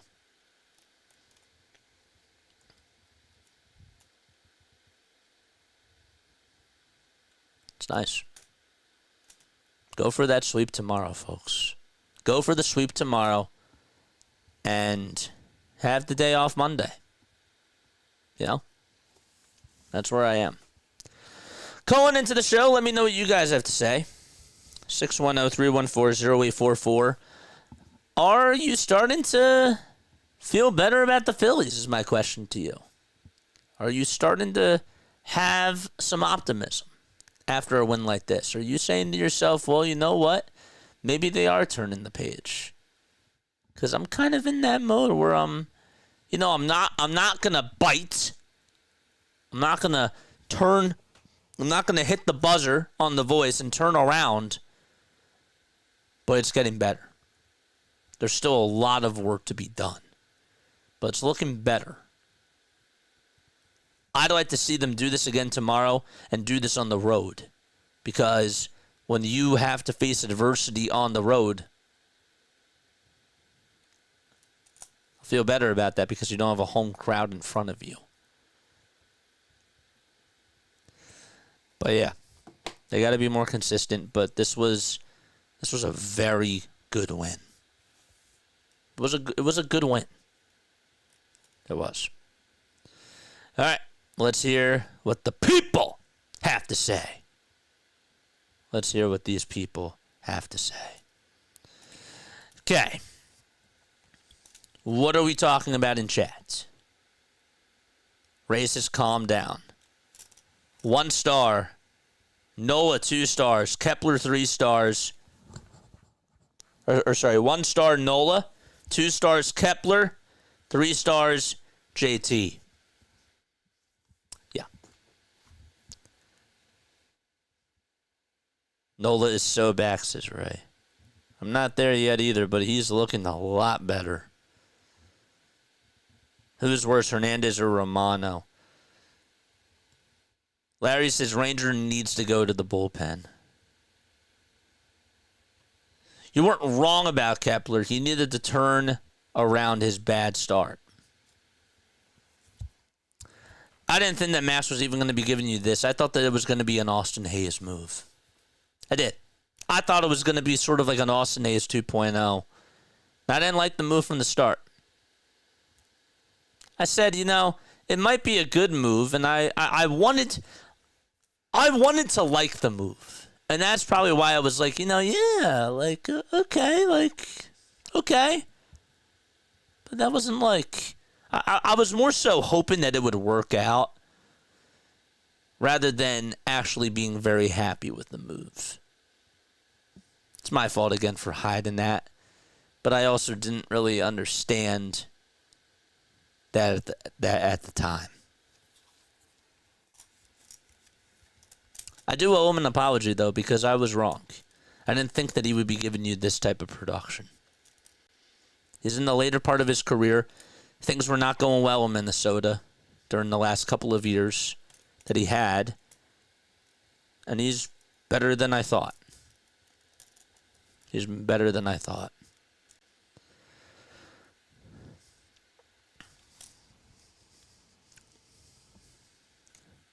Basically, it was Kepler and cash considerations for Cody Clemens. Not bad. Not bad. Ranger needs to go to the bullpen, says Larry.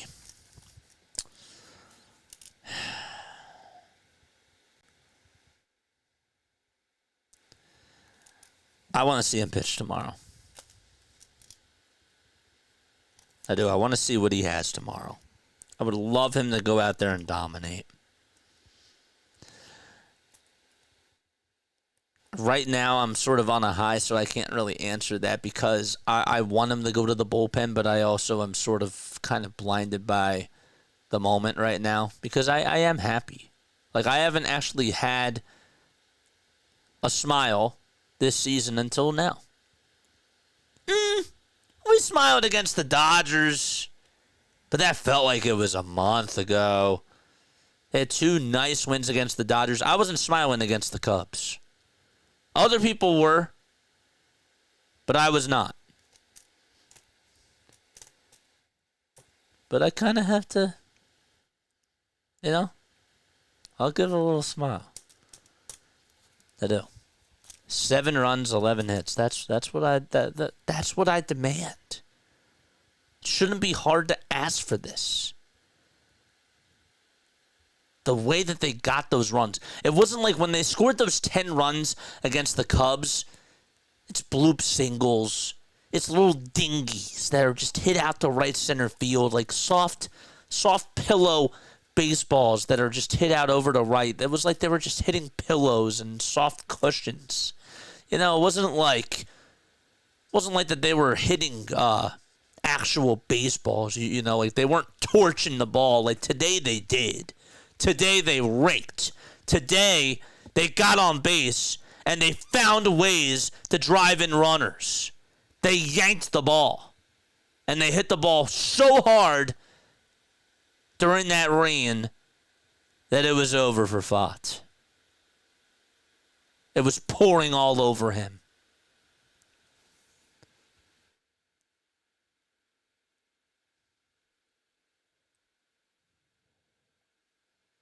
(2:05 p.m. Eastern Time tomorrow. Yep. All right. Short postgame show for me tonight. I don't really have much else to say. I'm very happy with this win. Just continue to play this type of baseball. We'll see what happens. We can talk about Ranger going to the bullpen. I do think that it would be better for the team if he did. I don't want to mess up what Taijuan Walker's doing. Screw you, Scott Boras. Screw you. Rob and Dave need to look Scott Boras in the face. This is what they got to say. Scott Boras, screw you, because guess what? We're trying to win a championship right now, and Ranger, it's in our best interest to put Ranger in the bullpen. I understand that Ranger has to get his money, and Ranger wants to be out there to start, but right now we need help in the bullpen, and if we're going to call up Andrew Painter, which I assume that they are, Painter's not going to the bullpen. So screw you, Scott Boras. That's what we're going to do. That's how we're going to work with this.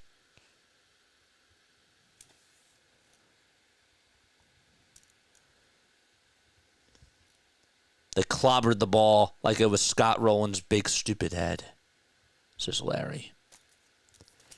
That's what they need to do. The only good Scott is an Aussie Scott. That's funny. Yeah, no Scott Kingery. No Scott Error.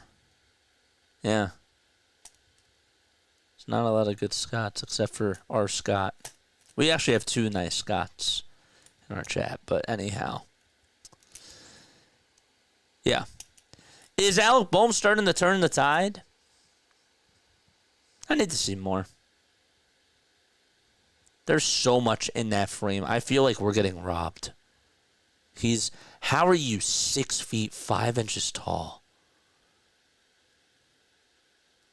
How are you 6 feet 5 inches tall? And you weigh that much, and you can't even hit one homer. Agents are not the ones to say what their clients can or can't do. But the agent's job is to get you your money, which I understand. And obviously I would want that too. Scott Boras literally owns so many people in Major League Baseball. He owns like half the players. I'm not even joking. He has so many clients. He's the Rich Paul. He's the Clutch Sports of baseball. So, he knows how to do it, and he's been having this job for a very, very long time, so clearly something's working. And these guys are getting paid. So,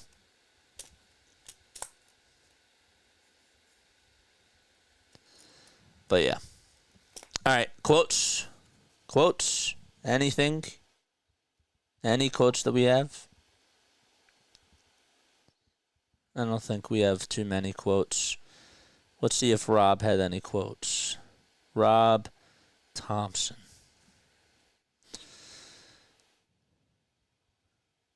Nothing. Taijuan Walker will officially... Oh, here we go. We got breaking news. Lachlan Marsh just said that Taijuan Walker will be officially moving to the bullpen. Rob just confirmed that. He just confirmed that. That doesn't mean we're not going to go to a 6-man rotation at some point, but I think we'll do a 5-man at least till the next off day after Monday. Look. Okay. I was going to get off, but now this is going to leave a bad taste in my mouth. If there's one thing I learned from Spencer Turnbull last year, Spencer Turnbull was throwing the ball well. Taijuan Walker comes back, and it messes everything up. Now, I don't think Ranger is going to be that egregious like Taijuan Walker was. But Walker was doing fine. Taijuan Walker was doing okay. Can he thrive in a bullpen role? Like, you're changing this position. I don't know.